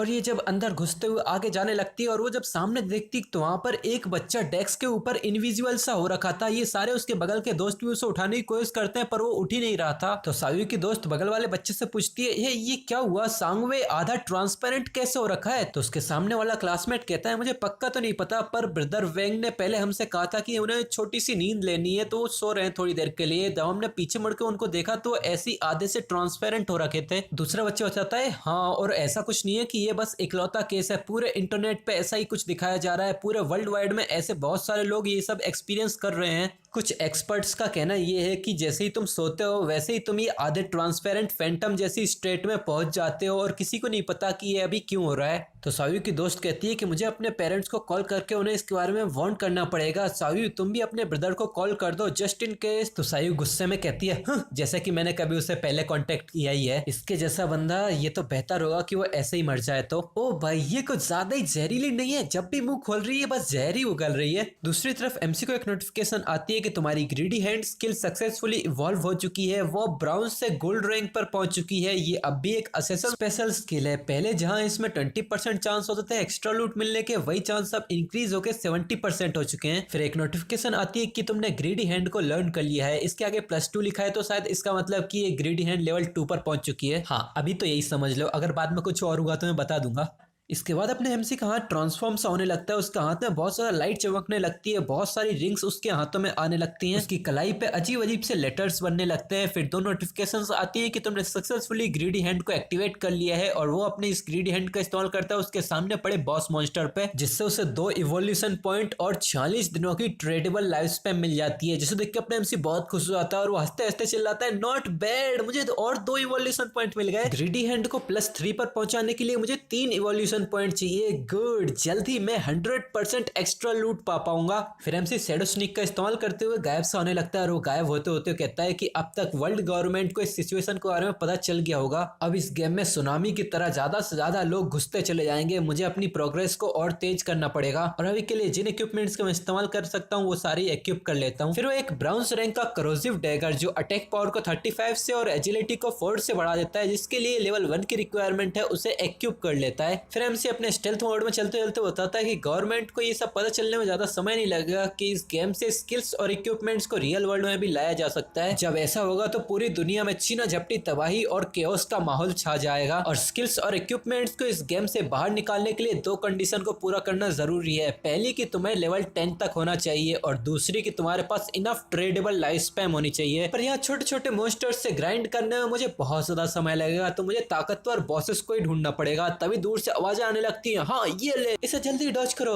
ये सुन के अपने एमसी थोड़ा कंफ्यूज और हैरान हो गया था। देखने से ये सारी लड़ाइयों की आवाजें लग रही थी, सामने लगता है कोई पावरफुल मॉन्स्टर है। तो ये आवाज सुन के अपना एमसी भी सिचुएशन देखने के लिए भरी बारिश में आ चुका था। वो आया था एक खाई के सामने। खाई से मेरा मतलब कोई बहुत ही गहरी खाई नहीं, बस एमसी तो एक छलांग मार के भी इससे नीचे आ सकता है। वो जब सामने देखता है तो एक ग्रुप एक मॉन्स्टर से फाइट कर रहा था जो कि एक ब्राउन्स ग्रेड का लेवल 2 स्प्रिंट प्रीडेटर होता है, जिससे देख के एमसी सोचता है एक स्प्रिंट प्रीडेटर, हाँ ये तो एक परफेक्ट टाइमिंग है। वो जब सामने देखता है तो वहां उसे एक जाना पहचाना चेहरा दिखता है। वो कहता है वांग मिंग, मैंने नहीं सोचा था कि मैं यहाँ इससे मिल जाऊंगा। तो वो अफवाहें सच ही थी। लोग कहते थे कि वांग मिंग जब पहली बार इस फॉरसेकन गेम में आया था तो उसने एक पूरी टीम हिडन क्लास प्लेयर्स से बनाई थी। पूरे 6 के 6 प्लेयर्स हिडन क्लास यूजर थे। इस तरफ वांग मिंग अपनी शील्ड आगे करते हुए जोर से चिल्लाता है होली बैरियर, और हमें दिखाते हैं उसकी शील्ड के आसपास एक जायंटिक गोल्डन शील्ड बन जाती है जिसे वो मॉन्स्टर भी नहीं तोड़ पा रहा था। अपना एमसी सोचता है वांग मिंग की hidden class Holi shield warrior है, उसके पास रेगुलर वॉरियर के दुगने स्टेट्स हैं और उसके पास एक इनेट स्किल इनविंसिबिलिटी है। इस तरफ इस टीम की एक फायर मेज अपनी स्टाफ उठा के फायर बॉल अटैक करती है जो कि इस मॉन्स्टर पे 70 का डैमेज करती है। ये देख के अपना एमसी सोचता है ये भी एक मेज की हिडन क्लास है प्रोफेट, जो कि किसी रेगुलर मेज के बोले स्पेल से दुगने का डैमेज करती है और उसके पास एक इनेट बिल्ड इन प्रोफेटिक फायरबॉल है। फिर एमसी इस टीम के आर्चर और प्रीस्ट के बारे में बताता है। आर्चर ये भी एक हिडन क्लास प्रोफेशन है, शार्प आई शूटर। इसके पास भी नॉर्मल आर्चर से दुगने स्टेट्स हैं और इसके पास भी एक build in rapid shot skill है। दूसरा है हिडन क्लास का प्रीस्ट, ओरेकल प्रीस्ट। इसके पास किसी नॉर्मल प्रीस्ट से दुगनी हीलिंग पावर है और इसकी स्किल्स की शुरुआत ही ग्रुप हीलिंग स्किल्स से होती है। इस तरफ आर्चर ने तो इस मॉन्स्टर पर तीरों की बारिश कर दी थी, पर ये मॉन्स्टर हर हमले से बचता जा रहा था। आर्चर का एक भी हमला उस मॉन्स्टर से हिट नहीं हुआ था और मॉन्स्टर के एक और हमले से वांग मिंग की शील्ड टूट जाती है। ये देख के आर्चर चिल्लाता है डैम, ये मॉन्स्टर तो कुछ ज्यादा तेज है, मेरा एक भी तीर उससे टकरा ही नहीं रहा है। इस तरफ वांग मिंग जो कि अपने घुटनों पे आ चुका है, उसे प्रीस्ट हील कर रहा है। वो जोर से चिल्लाता है हीलर्स मुझे जिंदा रखो और बाकी सब हमला जारी रखो, हम धीरे धीरे करके इसे हरा ही देंगे। जो देख के एमसी सोचता है क्या धीरे धीरे करके इसकी एक एक हेल्थ कम कर रहा है, ये तो सच में ऑप्टिमिस्टिक है। पर ये एक चीज भूल गया कि ये अभी जंगली एरिया में है। अगर ये बैटल ऐसे ही चलती रहती है तो बाकी मॉन्स्टर भी अट्रैक्ट होते रहेंगे और होता भी ऐसा ही है। जंगल में हमें दिखाते हैं कि कुछ मॉन्स्टर इन्हीं की तरफ आ जाते हैं। नीचे वांग मिंग भी इन दो डिस्कस्टिंग मॉन्स्टर्स को देख के बहुत हैरान हो गया था, जिन्हें देख के अपना एमसी सोचता है एक करप्टर, ये लेवल 2 का रेगुलर मॉन्स्टर है जो पूरी तरह से ब्राउन स्लाइम जैसी चीज में कवर रहता है। ये रेंज अटैक करता है, मतलब की दूरी वाले हमले। तभी वांग मिंग के सामने से एक बंदा अपनी तलवार लेकर गुजर जाता है और वो जोर से चिल्लाता है बॉस बच के रहना। वो इन मॉन्स्टर पर हमला करने जाता है, उसकी तलवार इस मॉन्स्टर से टकराती भी है पर उसका हाथ तो बिल्कुल स्लाइम जैसे ऑब्जेक्ट में कन्वर्ट हो जाता है और अपना एमसी देख के सोचता है डैम, एक और हिडन क्लास, मैंने तो इसे पहले कभी देखा ही नहीं। और इस तरफ इस तलवारबाज की तलवार से बस इसको 33 का ही डैमेज पड़ता है, जिसे देख के ये भी बहुत हैरान हो गया था और वो कहता है इसका डिफेंस तो कुछ ज्यादा ही हाई है। तभी ये घिनौना सा मॉन्स्टर अपने मुंह से कुछ तो स्लाइमी सा फेंकता है और ये पूरा ही इसी के ऊपर ही थूक देता है और सेम उसका साथी मॉन्स्टर भी उस मेज के ऊपर ये सब थूक देता है, जिससे अभी दोनों ही बहुत ज्यादा डिस्कस्टिंग बदबूदार चिल्लाने लग जाते हैं। और वो बंदा चिल्लाता है क्रैप, ये तो ग्राउंड बाइंड है, हमारी मूवमेंट स्पीड ड्रॉप हो चुकी है। इस तरफ ऐसा ही एक मॉन्स्टर उस मेज गर्ल के ऊपर भी हमला करता है तो ये मेज गर्ल भी मदद के लिए आवाज लगाती है। तो अपना एमसी अपनी जगह से तुरंत इस शैडोज में गायब होता है और तभी एकदम से उस मॉन्स्टर की गर्दन ही उड़ा देता है और ये सब ये तीनों भी नोटिस कर लेते हैं। यहाँ पर ही तीनों चिल्लाते हैं वाओ ये क्या हुआ, एक करप्टर को वन शॉट कर दिया। यहाँ पर वो करप्टर बिल्कुल लाइफ फोर्स में डिसॉल्व होने लगता है। यहाँ पर वो मेज गर्ल जिसकी अपने एमसी ने जान बचाई, वो ये देख के चिल्लाती है क्या ये किसने किया, कोई तुम्हारी मदद कर रहा है। इस तरफ ये तलवारबाज जिसके ऊपर अब भी उस मॉन्स्टर की नजर है, ये चिल्लाता है यूजुअली लेवल 1 के क्रॉलर को भी मारने के लिए हमारी पूरी टीम को झुंड बना के 10 सेकंड तक हमला करना पड़ता है, पर यहाँ एक लेवल 2 का करप्टर एक ही शॉट में मारा गया, ये कैसे ही पॉसिबल है। और तभी उसके पीछे वाले मॉन्स्टर की भी गर्दन उड़ जाती है और मॉन्स्टर को पूरे 441 का डैमेज पड़ता है, जिसे देख के तो ये भी अब समझ जाता है और वो जोर से कांपते चिल्लाता है ये सच में एक इंस्टेंट किल था। वो अपने बगल में खड़ी मेज गर्ल जिसका नाम लीजी था उससे चिल्लाता है क्या तूने इसको देखा, क्या तुझे पता चला कि वो कौन था। तो मेज गर्ल भी चिल्लाती है नहीं। तो वांग मिंग चिल्लाता है किस्मत से वो हमारी तरफ है, तो अब डिस्ट्रैक्ट मत हो और हमला जारी रखो, अब बस स्प्रिंट प्रेडेटर ही बचा है तो अपनी हिम्मत बरकरार रखो। और दूसरी तरफ अपना एमसी भी एक पेड़ पे जाके बैठ जाता है। एक नोटिफिकेशन आती है कि तुमने 2 लेवल 2 के करप्टर्स को मारा है, तुम्हें 40 एक्सपीरियंस पॉइंट मिले, तुम्हें एक इवोल्यूशन पॉइंट मिला है और कॉमन रैंक की एक स्किल बुक मिली है वेनम डर्ट और 8 दिन की ट्रेडेबल लाइफ स्पैम भी मिलती है। जिसे देख के अपना एमसी सोचता है क्या वेनम डर्ट, ये मिड रेंज के लिए एक पॉइजन डैमेज स्किल है, परफेक्ट, इसे तुरंत इवॉल्व करो। और ये तुरंत इवॉल्व हो जाती है। अब ये सिल्वर रैंक की पॉइजन डार्ट स्किल है जिसके आगे +2 लिखा है। ये असेसन क्लास की स्किल है जिसमें डेडली पॉइजन डार्ट्स को फेंका जाता है और इसकी मैक्स रेंज है 14 मीटर की। डार्ट हिट होने पे 120 का अटैक डैमेज देगा और इन्फ्लिक्ट कर देगा वेनम स्टेटस, मतलब अटैक के साथ साथ पॉइजन भी कर देगा। फिर इसका कूलडाउन भी है 5 सेकंड का। इसकी रिक्वायरमेंट है लेवल 2। इसका वेनम हर सेकंड तक 50% का कंटिन्यूअस डैमेज देता है 5 सेकंड तक और ये स्टैक नहीं किया जा सकता। यहाँ वांग मिंग उस मॉन्स्टर से लड़ रहा था और वो अपनी शील्ड से उसके एक टेंटिकल के हमले को रोक लेता है, पर उसका दूसरा टेंटिकल उसके पेट में घुस जाता है जिसकी वजह से वो शील्ड से भी बच नहीं पाता। तो उसका दूसरा हाथ भी वो उसके आर पार कर देता है जिससे वांग मिंग की भी चीखें निकल जाती हैं। यहाँ आर्चर वांग मिंग को चिल्लाता है और वो हीलर कहता है नहीं ये तो बहुत बुरा हुआ, मैं इतनी तेजी से उसे हील नहीं कर सकता। यहाँ वांग मिंग जिससे हीलर अभी भी हील कर रहा है वो कांपती आवाज में चिल्लाता है तुम लोग भागो यहाँ से। तभी कहीं से एक पॉइजन डार्ट उड़ता हुआ आता है और वो सीधा ही उस मॉन्स्टर के सर के बीचों बीच जाके लगता है जिससे वो मॉन्स्टर भी चीखता रह जाता है। ये देख के इसके सारे टीममेट्स भी बहुत हैरान हो जाते हैं। ये हैरान चिल्लाते हैं व्हाट द हेल, इस अटैक ने उस बॉस मॉन्स्टर की आधी एचपी को तुरंत गायब कर दिया। यहाँ इस बॉस मॉन्स्टर के मुंह से खून पानी के फव्वारे की तरह बहता जा रहा था। वो दर्द में घर घर करके चिल्ला रहा था। उसने अपने हाथों को भी पीछे ले लिया था जिसकी वजह से यहाँ वांग मिंग भी नीचे गिर गया था। इसके सर से तो पानी का तुलतुला चलने लग गया था। ये जोर से एक दहाड़ लगाता है और ये सीधा नीचे गिर जाता है क्योंकि अब वेनम का असर शुरू हो गया था। हर सेकंड इसको 324 की हेल्थ इसकी जाई जा रही थी और 5 सेकंड में ये वहीं पर ही मारा जाता है। एक नोटिफिकेशन आती है तुमने 90% से ज्यादा का डैमेज किया है तो सारी लूट तुम्हें ही जाती है। तुमने एक ब्राउन्स रैंक स्प्रिंट प्रेडेटर को मारा है, तुम्हें 600 एक्सपीरियंस पॉइंट मिले हैं और कांग्रेचुलेशन तुम अब लेवल 3 पर पहुंच चुके हो। तुम्हें 2 इवोल्यूशन पॉइंट्स मिले हैं और 55 दिनों की ट्रेडेबल लाइफ स्पैम मिली है। यहाँ अपना एमसी सोचता है कि मैंने नहीं सोचा था कि मेरी ये डार्ट्स का डैमेज मेरी क्लास की पैसिव स्किल को ट्रिगर कर देंगे। अब पत्थर फेंकने की कोई जरूरत नहीं है, स्टेल्थ में रह के मैं अनलिमिटेड डार्ट्स फेंक सकता हूँ और अब इस अर्ली और मिड गेम में मुझे रोकने वाला कोई नहीं होगा। यहाँ हिडन क्लास के प्रीस्ट ने वांग मिंग की जान बचा ली है, पर वांग मिंग अपने एमसी का डैमेज देख के बहुत घबरा जाता है। वो चिल्लाता है होली क्रैप, ये डैमेज, क्या ये बंदा सच में इंसान ही है? उस मॉन्स्टर के अंदर से लूट की लाइट निकल रही थी, मतलब कि उसी लूट में लाइफ स्पैम और उसकी सारी लूट होती है। तभी वो एकदम से गायब हो जाती है जिसे देख के ये भी बहुत हैरान हो जाता है और वो कहता है क्या लूट लाइट गायब हो गई?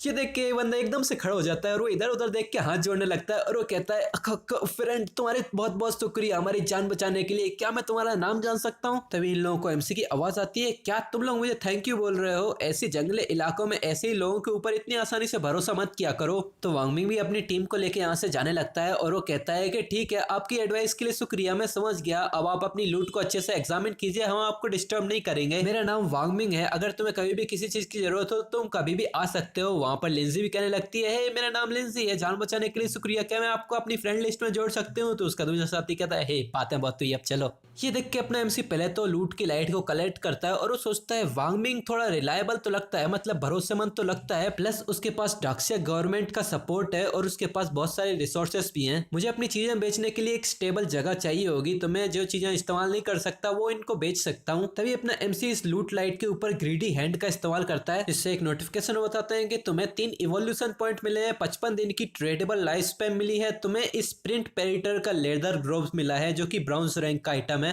फिर अपना MC sprint predator leather glove browns rank के आइटम को एक्यूप कर लेता है। ये एक असेसन क्लास का ही गियर है जो फिजिकल डिफेंस को 9 से, सारे एलिमेंटल रेसिस्टेंस को 5 से और कूलडाउन स्पीड को 15% से इंक्रीज करता है। जिन्हें देख के अपना एमसी सोचता है ये बहुत ही अच्छी लूट थी। फिर वो आगे बढ़ते हुए कहता है कि मेरे पास अब भी बहुत सारे बाकी क्लास की गियर्स और स्किल बुक्स पड़ी हुई हैं। एक बार जैसे ही मेरा बैग फुल हो जाएगा मैं तुरंत अपने टाउन के लिए वापस चला जाऊंगा ताकि मैं इन सब को लाइफ स्पैम के लिए ट्रेड कर सकूं। और वो एकदम सीरियस टोन में कहता है कि इस बार मेरी प्रोग्रेस अपनी पिछली जिंदगी से 100 गुना तेज है और सॉन्ग 5 जल्द ही मैं तेरे लिए भी आ रहा हूँ। ठीक है, तो हमारे इस एपिसोड की शुरुआत होती है और हमें एक टीम को मॉन्स्टर्स से फाइट करते हुए दिखाया जाता है। इसी टीम में एक बंदा कहता है यहाँ ज्यादा से ज्यादा मॉन्स्टर्स आते ही जा रहे हैं, हमें भागना पड़ेगा। पर तभी उसके ऊपर एक जायंट मॉन्स्टर की शैडो पड़ती है। उसके पीछे वाला बंदा कहता है हे तू वहाँ खड़े खड़े क्या कर रहा है? तो ये कहता है इसके मुंह से कुछ शब्द ही नहीं निकलते। पर तभी ये लोग भी अपने सामने वाले उस जायंट ट्री मॉन्स्टर को देखते हैं। ये एक अजीब सा पेड़ जैसा मॉन्स्टर था जिसके बीच में एक अजीब सा होल भी था। इनकी टीम चिल्लाती है आखिर ये क्या चीज है? पर तभी वो मॉन्स्टर अपने पेट को आगे करता है और उस पेट के अंदर से बहुत सारी वाइन्स निकलती है जो पर्पल ऑरा में कवर थी, और ये वाइन्स फुल स्पीड में बिल्कुल तेज तर्रार भाले की तरह सीधा जाके इन सारी प्लेयर्स के आर पार हो जाती हैं। ये बस चीखते चिल्लाते रह जाते हैं पर एक भी नहीं बचता और सारे के सारे अपने सेल टाउन में टेलीपोर्ट हो जाते हैं। एक बंदा गुस्से में चिल्लाता है, डैम मॉन्स्टर, ये हमेशा झुंड में आते हैं और कम हेल्थ बचती है तो तुरंत भाग जाते हैं। दूसरा बंदा पसीने में लथपथ होते हुए कहता है कि हमें इस गेम को एग्जिट करने के लिए लेवल 3 तक पहुंचना पड़ेगा, पर ऐसे चलता रहेगा तो हम कैसे लेवल 3 तक पहुंचेंगे। तो एक बंदा अपने टीम कैप्टन से कहता है, ऐसा लगता है कि हमें अपनी टीम में और लोगों की जरूरत पड़ेगी, मैं भी 6 या 10 लोग काफी रहेंगे। तो उसका टीम का कैप्टन कहता है, नहीं ये भी काम नहीं करेगा, मैंने एक बार 10 लोगों की टीम को देखा था जो मॉन्स्टर के बहुत ही बड़े झुंड के द्वारा मैसेकर कर दिए गए, और अगर टीम में ज्यादा ही कुछ लोग होंगे तो वो एक बॉस को अट्रैक्ट कर लेंगे। मैंने अभी अभी देखा एक 40 लोगों का ग्रुप जिसने डैम्ड नाम के एक मॉन्स्टर को अट्रैक्ट कर लिया और उस मॉन्स्टर ने अपनी एक ही स्किल में टीम के 30 से भी ज्यादा लोगों को मार दिया। और हमें दिखाते हैं इन्हीं के पीछे एक और टेलीपोर्टेशन फॉर्मेशन ओपन होती है और उसी घमंडी लड़की की पूरी टीम यहाँ पर वापस से टेलीपोर्ट होकर आ चुकी होती है। उसी टीम में लोग चिल्ला रहे होते हैं, अगर हम लेवल 3 तक नहीं पहुंच पाए तो क्या हम हमेशा हमेशा के लिए यहीं पर ही ट्रैप होकर रह जाएंगे। हम यहाँ सोने के बाद आए थे, तो दूसरे शब्दों में बस हमारी कॉन्शियसनेस ही यहाँ पर है। अगर हम इस गेम को नहीं छोड़ पाए तो हमारी बॉडीज तो भूख प्यास से ही मारी जाएंगी। घमंडी लड़की कहती है, डैम इट, ये गेम इतना ज्यादा हार्ड क्यों है। उसके पीछे वाला बंदा घबराते हुए कहता है, सिस्टर ली, हम ऑलरेडी 3 बार मर चुके हैं और हमारी ट्रेडेबल लाइफ स्पैन 10 से भी कम की बची है, और क्या होगा अगर ये भी। पर तभी वो सिस्टर ली कहती है,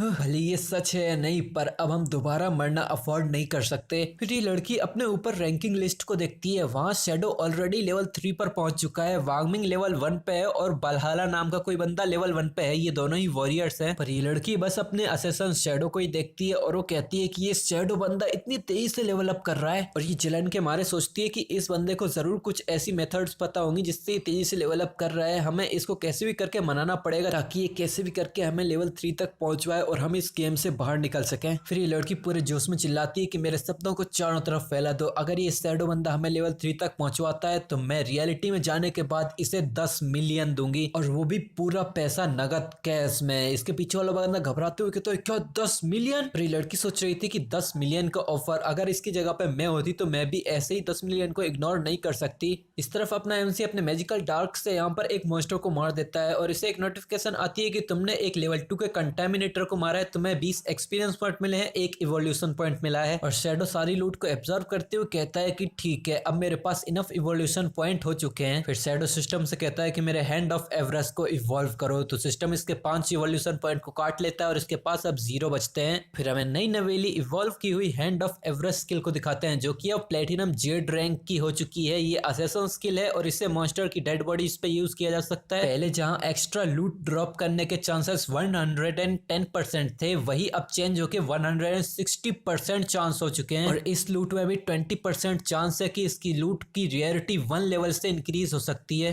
एमसी इसको पढ़ने के बाद बहुत ही ज्यादा खुश हो जाता है और वो कहता है कि 20% चांस है कि मेरी लूट का लेवल इंक्रीज हो सकता है, अगर मैं इसको और भी ज्यादा इवॉल्व करता रहूं तो यहाँ पर 100% इवन 200% चांस भी हो सकता है। ये इफेक्ट तो सच में इनक्रेडिबल है। वो पीछे मुड़ के जाने वाला होता है, तभी उसको एक आर्ट मिलती है, वो पीछे मुड़ के देखता है तो वहीं पे वही जायंट ट्री वाला मॉन्स्टर था, और इस मॉन्स्टर को देख के अपना एमसी कहता है, ये तो डैम्ड है। और ये डैम्ड वही मॉन्स्टर है जिसके बारे में वो टीम कैप्टन बता रहा था कि इसने 40 लोगों की पार्टी में से 30 लोगों को सिर्फ अपनी एक ही स्किल में खत्म कर दिया। फिर हमें इसकी इंफॉर्मेशन दी जाती है, ये है एक डैम्ड ब्राउन्स लेवल का एक बॉस मॉन्स्टर, और एमसी इसके मुंह में चमचमाती हुई लाइट लाइफ फोर्स को देखते हुए कहता है कि ऐसा लग रहा है कि ये अब भी लाइफ फोर्स को डाइजेस्ट कर रहा है और ये जल्द ही एक सिल्वर लेवल के बॉस मॉन्स्टर में ट्रांसफॉर्म हो जाएगा। इसके मुंह की ये लाइफ स्पैन तो कुछ ज्यादा ही है, ऐसा लगता है कि इसने लगभग 40 लोगों के ग्रुप को अकेले ही खत्म कर दिया है। वो अपने एमसी की कैलकुलेशन कुछ ज्यादा ही सटीक नहीं है। फिर अपना एमसी अपने सिस्टम की स्क्रीन को ओपन करते हुए कहता है, हाँ मेरा बैकपैक तो पहले ही फुल हो चुका है, कितना बैड लक है, अगर मैं इसको मार भी दूं तो मैं तो कुछ उठा ही नहीं पाऊंगा। ठीक है, तो मैं इस स्पॉट को अपने मैप में मार्क कर लेता हूँ कि वापस आके मैं इसको मार दूंगा। फिर वो अपने शैडोज में गायब होते हुए कहता है कि वैसे भी इस बॉस को लेवल अप करने के लिए थोड़ा सा समय लेगा, मैं अपनी चीजों को वहीं पे बेच के आता हूँ, तब तक ये लेवल अप भी हो चुका होगा और मैं इसे फिर निपटा दूंगा। फिर हमें अपने शैडो के सेल टाउन का सीन दिखाते हैं जहाँ पर सभी लोग बात कर रहे हैं, क्या तुमने सुना कि कोई बंदा 10 मिलियन पे करने के लिए तैयार है ताकि लीडर बोर्ड में नंबर 1 शैडो उसे लेवल 3 तक लेवल अप करा सके। दूसरा टकला बंदा कहता है कि हम तो लगातार मर मर के अपनी जिंदगी कम करवा रहे हैं और ये अमीर लोग लगातार कुछ नए नए सॉल्यूशंस ढूंढते फिर रहे हैं। पीछे एक हरे बालों वाली लड़की रोते हुए कहती है कि हम जैसे कॉन्गनर्स तो इस गेम से कभी बाहर नहीं निकल पाएंगे। पर तभी इसी शोर शराबे के बीच डार्कनेस में से शैडो निकलता है, जिसे देख के सभी लोग बहुत हैरान हो जाते हैं। तभी तुरंत अपना शैडो सिस्टम पे सेल के ऑप्शन पे क्लिक करता है और प्लग झपकते ही उसके सामने एक स्टॉल सा ओपन हो जाता है और उसकी स्क्रीन के ऊपर लिखा हुआ रहा था कि 10 मिनट के लिए सेल्स ओपन है, यहाँ इक्विपमेंट और स्किल्स उपलब्ध हैं, अगर तुम खरीदना चाहते हो तो जल्दी करो। एमसी को देखकर सभी लोग एक्साइटमेंट में चिल्लाने लग जाते हैं, ओह माय गॉड, ये बंदा ऐसे कैसे यहाँ पर आया, इसके पास पहले से ही ब्राउन्स लेवल के 2 गियर्स हैं और ये 2 और बेचना चाहता है पैसों के लिए। इसने एक ब्राउन्स लेवल के बॉस को मारा है और इसके इन गेम नेम को तो देखो, शैडो। दूसरा कहता है, हे भगवान, क्या ये सच में लीडर बोर्ड का नंबर 1 शैडो है। इसी भीड़ भाड़ में एक वेल मैनेज फिगर वाली लड़की आगे बढ़ती है और लोग अभी बात कर रहे होते हैं कि हम इसका चेहरा क्यों नहीं देख पा रहे हैं। तो दूसरा कहता है कि इसने फेस हाइड का फंक्शन एक्टिवेट कर रखा है, गेम की अपीयरेंस रियलिटी से मैच खाती है और ये बंदा तो अब भी इतना मिस्टीरियस है। तभी ये मेज लड़की अपने एमसी के पास आती है और वो कहती है कि आइस कॉन स्पेल का कितना प्राइस है। तो शैडो जवाब देता है कि 100 दिन की ट्रेडेबल लाइफ स्पैम, और वो सोचता है कि ये वुमेन जरूर ग्रे रोज होगी जो करंटली सेल विलेज की 11th रैंक पे आती है और इसने भी हाइड फेस का फंक्शन एक्टिवेट कर रखा है। 100 दिन का सुन के ये लड़की थोड़ा हेजिटेट करती हुई कहती है कि 100 दिन कुछ ज्यादा ही है, क्या तुम इसे थोड़ा सा सस्ता नहीं कर सकते। तो अपना एमसी कहता है कि कॉमन स्किल्स के मुकाबले icon skill monster hunting की स्पीड को कई गुना ज्यादा बढ़ा सकती है और मेजेस के अर्ली स्टेजेस को देखते हुए ये पहले बहुत ज्यादा सस्ता है। तो ये लड़की कहती है, तो क्या मैं रियल वर्ल्ड की मनी से पे कर सकती हूँ। तो अपना एमसी कहता है, अगर तुम्हारे पास बहुत ज्यादा कैश है तो तुम बाकियों से ट्रेडेबल लाइफ स्पैम खरीद सकती हो और तुम वापस से आके मेरे साथ डील कर सकती हो, और अगर तुम्हारे पास अभी के लिए इंतजाम ना हो तो मैं तुम्हारे लिए कुछ समय के लिए रिजर्व करके रख सकता हूँ।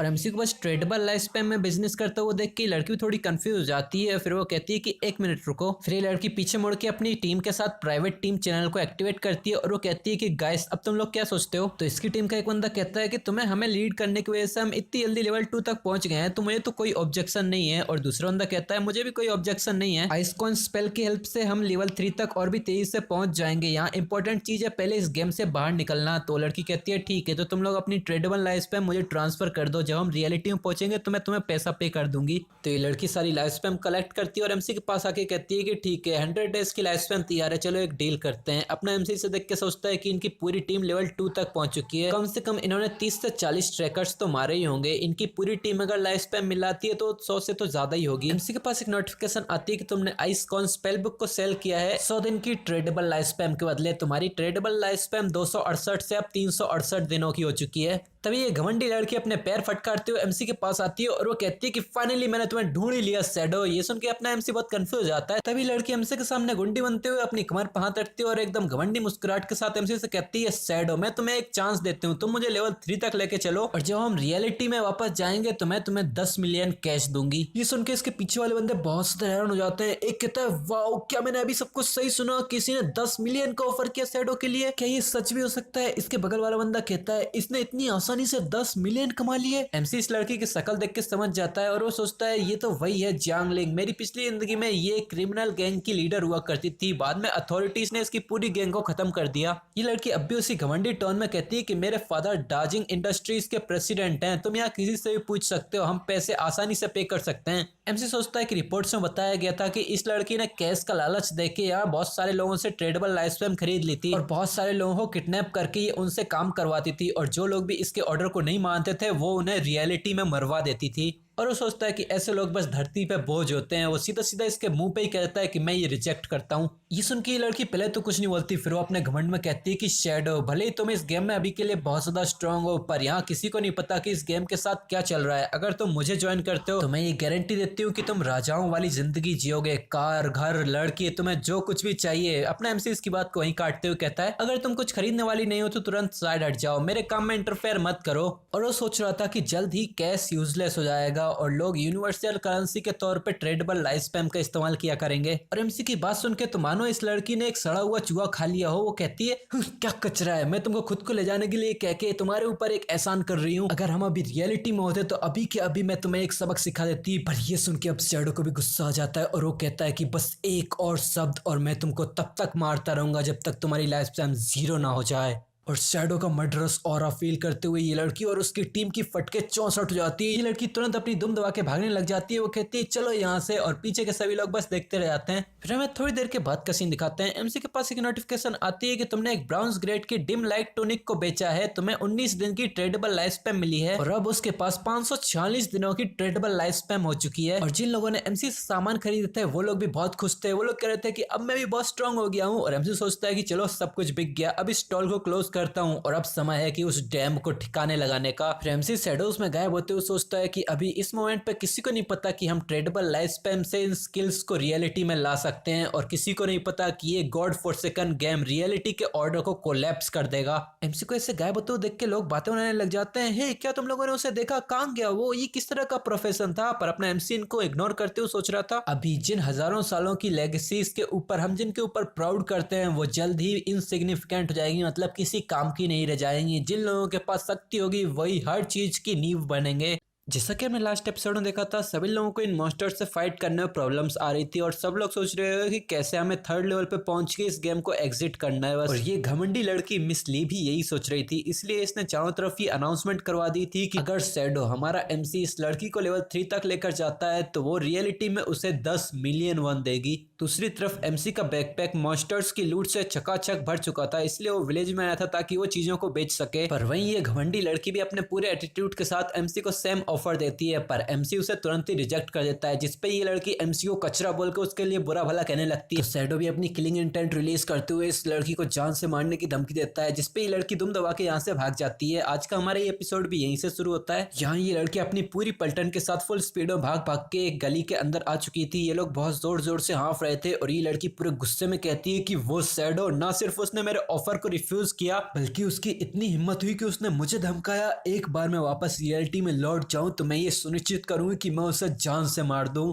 तभी गली में एक घर से एक बंदा निकलता है और वो इस लड़की से कहता है हेलो सिस्टर लीजी, जिसपे ये लड़की भी इसके कंफ्यूजन में देखने लगती है। तो ये पोर्कीपाइन सी शकल वाला बंदा कहता है कि मेरा नाम है मोलीजून, पर तुम मुझे ओल्ड माओ बुला सकती हो और मैं करंटली लेवल 2 पर हूँ। पर क्या तुम्हें पता है कि हम जैसे लोगों के पास लेवलिंग अप करने के लिए कुछ ट्रिक्स हैं? मैं तुम्हें लेवल अप करने में मदद कर सकता हूँ। तो क्या वो 10 मिलियन वाला ऑफर अब भी है? पर ये लड़की भी इतनी आसानी से बेवकूफ थोड़ी बनने वाली है। तो ये लड़की भी फुल एटीट्यूड में कहती है ट्रिक्स? कौन सी ट्रिक्स? तो योद्धा मुस्कुराते हुए कहता है कि मैं यूजुअली अपनी ट्रिक्स को ऐसे किसी के साथ शेयर नहीं करता, पर ये सिस्टर लीजी हैं तो मैं अपनी सिंसियरिटी दिखाने के लिए आपके लिए एक एक्सेप्शन कर ही देता हूँ। वो कहता है कि अभी के लिए तुम बहुत ही तेजी से लेवल अप करना चाहती हो तो तुम्हें अपने सारे इनिशियल एट्रीब्यूट पॉइंट्स को एजिलिटी में डालने पड़ेंगे, जिससे हमारी फुल स्पीड में भागने की रफ्तार इतनी तेज तो हो ही जाएगी कि हम क्रॉलर्स से तेज भाग सकें। तुम्हें समझ में आ रहा है ना कि मैं क्या बोल रहा हूँ? अब ये सुन के तो ये लड़की बहुत हैरान हो जाती है और वो सोचती है कि ओह तो ये गेम ऐसे काम करता है, पर डैम इट मैंने अपने पूरे 5 इनिशियल पॉइंट्स को स्ट्रेंथ में ही लगा दिया।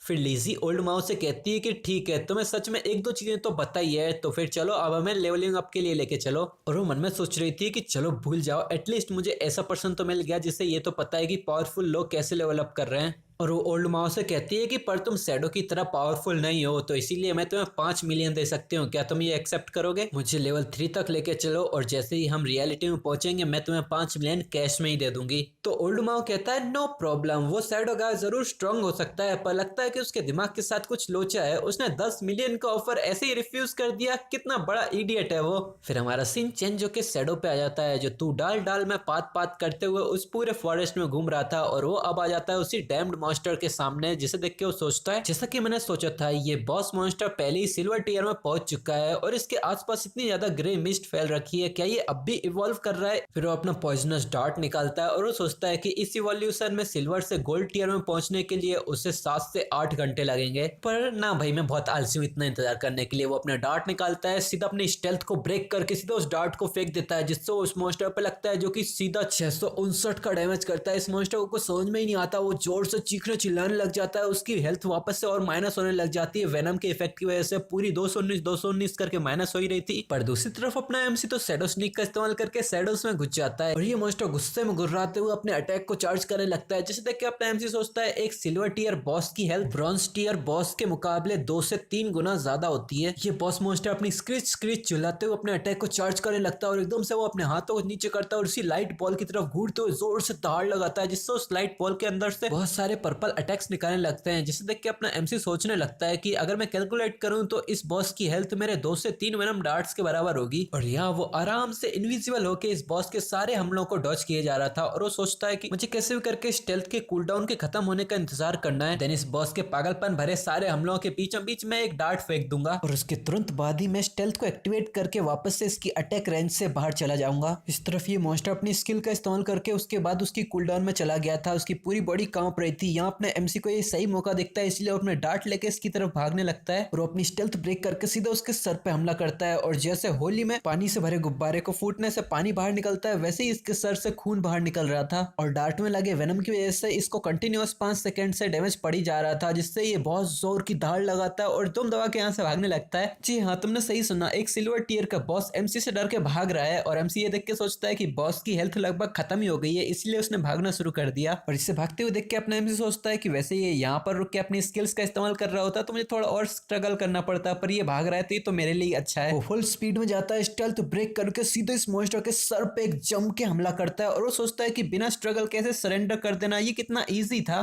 और इस हमले में मॉन्स्टर तुरंत ही मारा जाता है। एमसी के पास एक नोटिफिकेशन आती है कि कांग्रेचुलेशन, तुमने एक कर्स मास्टर सिल्वर टीयर के मॉन्स्टर को मारा है, इससे तुम्हें 1800 EXP मिली है और कांग्रेचुलेशन, तुम लेवल 5 पे पहुंच चुके हो। एक और बार कांग्रेचुलेशन, तुम्हें 4 इवोल्यूशन पॉइंट्स मिले हैं और साथ ही साथ 124 दिनों की ट्रेडेबल लाइफ पे मिली है। इन रिवॉर्ड्स को देख के अपना एमसी बहुत खुश होता है। वो बहुत जोर जोर से हंसते हुए चिल्लाता है, मुझे तो भरोसा ही नहीं हो रहा, मैं 2 बार लेवल अप कर गया और मुझे 4 इवोल्यूशन पॉइंट भी मिले। फिर अपना एमसी अपना हाथ उठा के ग्रीडी हैंड को एक्टिवेट करता है, जिससे सक्सेसफुली उसका ग्रीडी हैंड एक्टिवेट हो जाता है। एक नोटिफिकेशन में बताया जाता है तुम्हें 4 इवोल्यूशन पॉइंट मिले हैं और एक और बार 4 इवोल्यूशन पॉइंट मिले हैं। 124 दिनों की ट्रेडेबल लाइफ स्पैम मिली है, फिर से 124 दिनों की ट्रेडेबल लाइफ स्पैम मिली है, जिसे देख के शैडो कहता है कि मुझे डायरेक्टली डबल बोनस मिल गया। तो सिल्वर टीयर के boss actually guaranteed 12 evolution point और 372 दिनों की ट्रेडेबल लाइफ स्पैम देंगे ही। तभी शैडो के पास एक और नोटिफिकेशन आती है कि तुम्हारी ग्रीडी हैंड का एक्स्ट्रा इफेक्ट ट्रिगर हो चुका है, तुम्हारी लूट के अंदर से एक सिल्वर टीयर का आइटम गोल्ड टीयर में अपग्रेड हो चुका है। जिसे देख के शैडो कहता है तो क्या इसका मतलब कि इसने गोल्ड टीयर की लूट ड्रॉप की? एमरल्ड ग्रीडी हैंड से इतना तो मैंने एक्सपेक्ट किया ही था। इसके पास 20% चांस है किसी भी एक्स्ट्रा लूट को एक लेवल से अपग्रेड करने का। शैडो अपने सामने की लूट देखते हुए कहता है इसने तो लगभग 7-8 इक्विपमेंट के पीसेस ड्रॉप किए हैं, मेरे बैकपैक में बस 10 पीसेस की जगह है। मैं अभी भी तो बैकपैक खाली करके आया था, तो मतलब एक बॉस को मारने के बाद मुझे वापस से विलेज में जाना पड़ेगा। हाँ, ये तो कितना टाइम वेस्ट है। अब मैं ये आशा करता हूँ कि इस कर्स मास्टर ने मुझे कुछ स्टोरेज आइटम या कोई स्टोरेज रिंग वगैरह कुछ दिया हो, ताकि मेरे पास थोड़ी और स्टोरेज के स्लॉट्स आ सकें। फिर वो अपनी गोल्ड टीयर आइटम की तरफ हाथ बढ़ाता है और वो उसे देख के बहुत हैरान हो जाता है और वो कहता है ओ ये तो। फिर हमारा सीन चेंज होकर विलेज में आता है। यहाँ पर एक टेलीपोर्टेशन फॉर्मेशन से एक लड़की विलेज में आते हुए कहती है कि फाइनली हम जिंदा वापस आ गए, और ये वांगमिंग की टीम से है। यहाँ पर एक लड़का कहता है वांगमिंग की मदद से हम लेवल 3 तक पहुंच के वापस से टाउन में सेफली वापस आ गए। तो ये लड़की कहती है एब्सोल्युटली वांगमिंग तो बहुत ज्यादा स्ट्रांग है। तो वांगमिंग कहता है हाँ, ये तो हम सब लोगों की मेहनत का नतीजा है। पर ये लड़की थोड़ा शर्माते हुए नखरे दिखाते हुए कहती है ये तो बहुत ज्यादा शर्म की बात है कि मुझे उस बिग शॉट को अपना फ्रेंड लिस्ट में जोड़ने का मौका नहीं मिला। जरूर उस टाइम पे मैं पूरी तरह से मिट्टी में कवर थी, इसीलिए उस बिग शॉट ने मेरी तरफ ध्यान भी नहीं दिया। यहाँ पर उसका दूसरे साथी कहता है मे बी अगर तुम्हारा ये ताजा ताजा ड्रॉप किया हुआ गियर तुम पहले पहने रखती तो वो जरूर हाँ कर देता। और ये जिस बिग शॉट की बात कर रहे हैं वो अपना शैडो ही है। तभी एक अनाउंसमेंट होती है leader board update, shadow level 5 पे पहुंच गया है, जिसपे सभी लोग चिल्लाने लगते हैं हाँ क्या सीधा 3 से 5 लेवल पे छलांग लगा दी, क्या इसने कोई इंसेनली पावरफुल बॉस को मारा है। चारों तरफ भिंडी बाजार लगने लग जाता है, सभी लोग चिल्लाने लग जाते हैं बस 10 मिनट पहले तो मैंने बिग शॉट को यहाँ पर इक्विपमेंट्स बेचते हुए देखा था, क्या 10 मिनट में इसने इतनी जल्दी 2 लेवल पार कर लिया, कितना तेज है ये। दूसरा कहता है कि मेरी सिस्टर 18 साल की हो गई है, मैं ये सोचता हूँ कि अगर वो मेरी सिस्टर को पसंद कर ले तो उन्हें थोड़े से बेनिफिट्स मिल सकते हैं और थोड़ा बहुत लेवल अप भी। तो उसके बगल वाला कहता है कम ऑन, उसने 10 मिलियन नहीं लिए, वो तेरी बहन की तरफ देखेगा भी।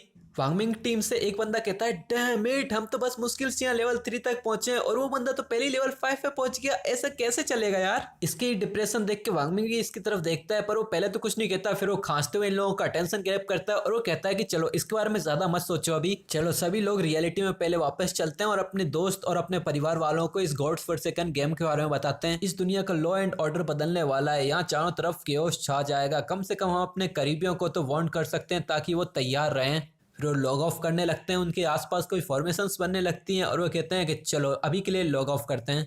यहाँ से लॉग आउट करने के बाद वांग मिंग सीधा रियलिटी में आंखें खोलने लगता है। वो धीरे धीरे करके खड़ा होने लगता है। वो अपने सर पे हाथ रख के खड़ा हुई रहता है। उसके बगल में एक बंदा खड़ा था। वो बगल से कहता है, देखो ब्रदर वांग मिंग जाग गए। तो वांग मिंग बगल में देखता है, बगल में एक और बंदा था। वो कहता है कि जाओ जाके टीम लीडर को बताओ कि वांग मिंग जाग गए और उन्हें यहाँ पर लेके आओ। इसके बगल में पूरी की पूरी टीम ही खड़ी थी। वांग मिंग के बगल में एक बंदा आते हुए कहता है कि ब्रदर वांग मिंग आप कैसे हो, क्या आप ठीक हो? दूसरा कहता है, हम आपके लिए बहुत चिंता कर रहे थे। क्या तुम्हें पता है कि आप अभी कैसे दिख रहे थे? आप बिल्कुल आधे ट्रांसपेरेंट जैसे दिख रहे थे। ब्रदर वांग मिंग ऐसे हमें डराया मत करो। कल मैंने आपसे आराम करने का बोला था ना। वैसे मैं यहाँ आपके द्वारा बताए गए सस्पेक्ट पर नजर रखने के लिए आया हूँ। इस सबको ऐसे हड़बड़ाता हुआ देख के अपना वांग मिंग भी परेशान होने लगता है। उसके चेहरे से भी पसीने टपकने लग जाते हैं और वो जोर से चिल्लाता है, सभी लोगों को यहाँ गैदर करो, कुछ बड़ा हो रहा है। और इसके ये चिल्लाते के साथ ही ये एपिसोड यहीं पर ही खत्म हो जाता है। तो अब तुम लोग बताओ कि तुम लोगों को ये वीडियो कैसा लगा है। वीडियो पसंद आई तो वीडियो को लाइक कर देना, चैनल पर हो तो सब्सक्राइब कर देना। और मैं जानता हूँ अभी के लिए वीडियो थोड़े छोटे छोटे ही आ रहे हैं। मैं ज्यादा बड़े वीडियोस बना ही नहीं पा रहा हूँ। थोड़ा आसपास ज्यादा शोर हो रहा है तो मुझे बहुत कम ही टाइम मिलता है वीडियो बनाने का। पर तुम लोग इसकी चिंता मत करो, जैसे मेरे पास थोड़ा भी टाइम मिलेगा मैं बड़े बड़े वीडियोस भी डालूंगा। अभी के लिए तो ये छोटे छोटे वीडियो एकदम टाइम टू टाइम आ रहे हैं, तो इन्हीं को एंजॉय करो। और यार मेरी लास्ट सीरीज पे बिल्कुल भी व्यूज नहीं गए तो मैं उसके नेक्स्ट पार्ट को नहीं लाने वाला हूँ, क्योंकि मुझे पता है कि उस पर व्यूज नहीं जाने वाले हैं। क्योंकि उस सीरीज में एडिटिंग भी बहुत ज्यादा करनी पड़ती है, उसमें मार्क बने रहते हैं फोटोज के ऊपर, मुझे उन्हें हटाना पड़ता है, तो मैं नहीं लाने वाला हूँ। ओके तुम लोग चिंता मत करो, अभी तो और भी बहुत सारी सीरीज हैं मेरे पास में। जल्दी और भी अच्छी अच्छी सीरीज को लेके आऊंगा। तब तक तुम लोग वीडियोस को लाइक करते रहो और मिलेंगे तुमसे नेक्स्ट एपिसोड। तब तक के लिए बाय बाय। जैसा कि हमने लास्ट एपिसोड में देखा था, एमसी ने डैम्ड नाम के मॉन्स्टर को मार दिया था, जिससे उसे एक गोल्ड टीयर की लूट मिली थी, जिसके बारे में हमें लास्ट एपिसोड में नहीं बताया गया था। यहाँ वांग मिंग की टीम भी अब लेवल 3 तक पहुंच चुकी है और ये सब अब सक्सेसफुली इस गेम से लॉग आउट करके रियल वर्ल्ड में पहुंच जाते हैं। और वांग मिंग अपनी स्पेशल फोर्स वाली टीम को बुलाता है और वो कहता है कि सब लोगों को एक जगह पर बुलाओ, कुछ इंपॉर्टेंट हो रहा है। और वीडियो के अंत में हमें पता चला था कि वांग मिंग एक पुलिस स्टेशन के बाहर है। हमारे इस एपिसोड की शुरुआत होती है और हमें इसी पुलिस स्टेशन का सीन दिखाते हैं। यहाँ पे आवाज आ रही थी, कोई चिल्ला रहा था। तो तुमने रिपोर्ट की है कि तुमने पहले एक हिडन प्रोफेशंस की टीम बनाई थी जो कि पूरी तरह से खत्म होने की कगार पे थी, पर अंत में तुम्हें किसी ने बचा लिया। तो यहाँ वांग मिंग कहता है, हाँ उसका नाम शैडो है। पहले जब उसने हमें बचाया था तब वो लेवल 3 पर था, पर जब हम लेवल 3 तक पहुंचे वो ऑलरेडी लेवल 5 पे था और उसने सीधे 2 लेवल्स जंप कर दिए थे। तो वांग मिंग की बात सुनकर उसके सामने वाला सीनियर कहता है, 2 लेवल जंप कर दिए और अब वो लेवल 5 पे है, तो क्या ये अब पूरे वर्ल्ड का ही टॉप प्लेयर नहीं है? आखिर उसने ये किया कैसे? तो वांग मिंग कहता है, हो सकता है कि उसने किसी बॉस को मारा हो या फिर ऐसा ही कुछ। तो उसके बगल वाला ऑफिसर कहता है कि तुम्हारे हिसाब से कि 1 घंटे पहले शैडो लेवल 3 पर था, तो लेवल 3 पर आने के बाद वो रियलिटी में वापस क्यों नहीं आया? तो एक और उसके बगल वाला पुलिस वाला कहता है कि क्या ऐसा हो सकता है कि रियल वर्ल्ड में उसके पास कोई क्लोज रिलेटिव है ही नहीं और उसे किसी फैमिली को इन्फॉर्म करने की भी कोई जरूरत ना हो? ये सुन के तो वांग मिंग अपना सर झुका लेता है और वो कहता है, ये नहीं, मुझे तो इसके बारे में नहीं पता। हो सकता है कि उसके पास कोई फैमिली हो ही ना। इसी ग्रुप मीटिंग में एक लड़की बैठी हुई थी और वो कहती है, क्या ऐसा हो सकता है कि वो शैडो एक ट्रांसमाइग्रेटर है? ज्यादातर ट्रांसमाइग्रेटर्स यूजुअली ऑर्फन्स ही होते हैं और वो हमेशा ही बहुत तेजी से ग्रो करते हैं। ये सुन के तो यहाँ सभी लोग ही बिल्कुल चुप रहते हैं, किसी के मुंह से एक वर्ड भी नहीं निकलता। यहाँ सबकी चुप्पी सुन के ये भी थोड़ी देर के लिए चुप रहती है और फिर वो थोड़ी शर्माते हुए कहती है, क्या मैं सही कह रही हूँ?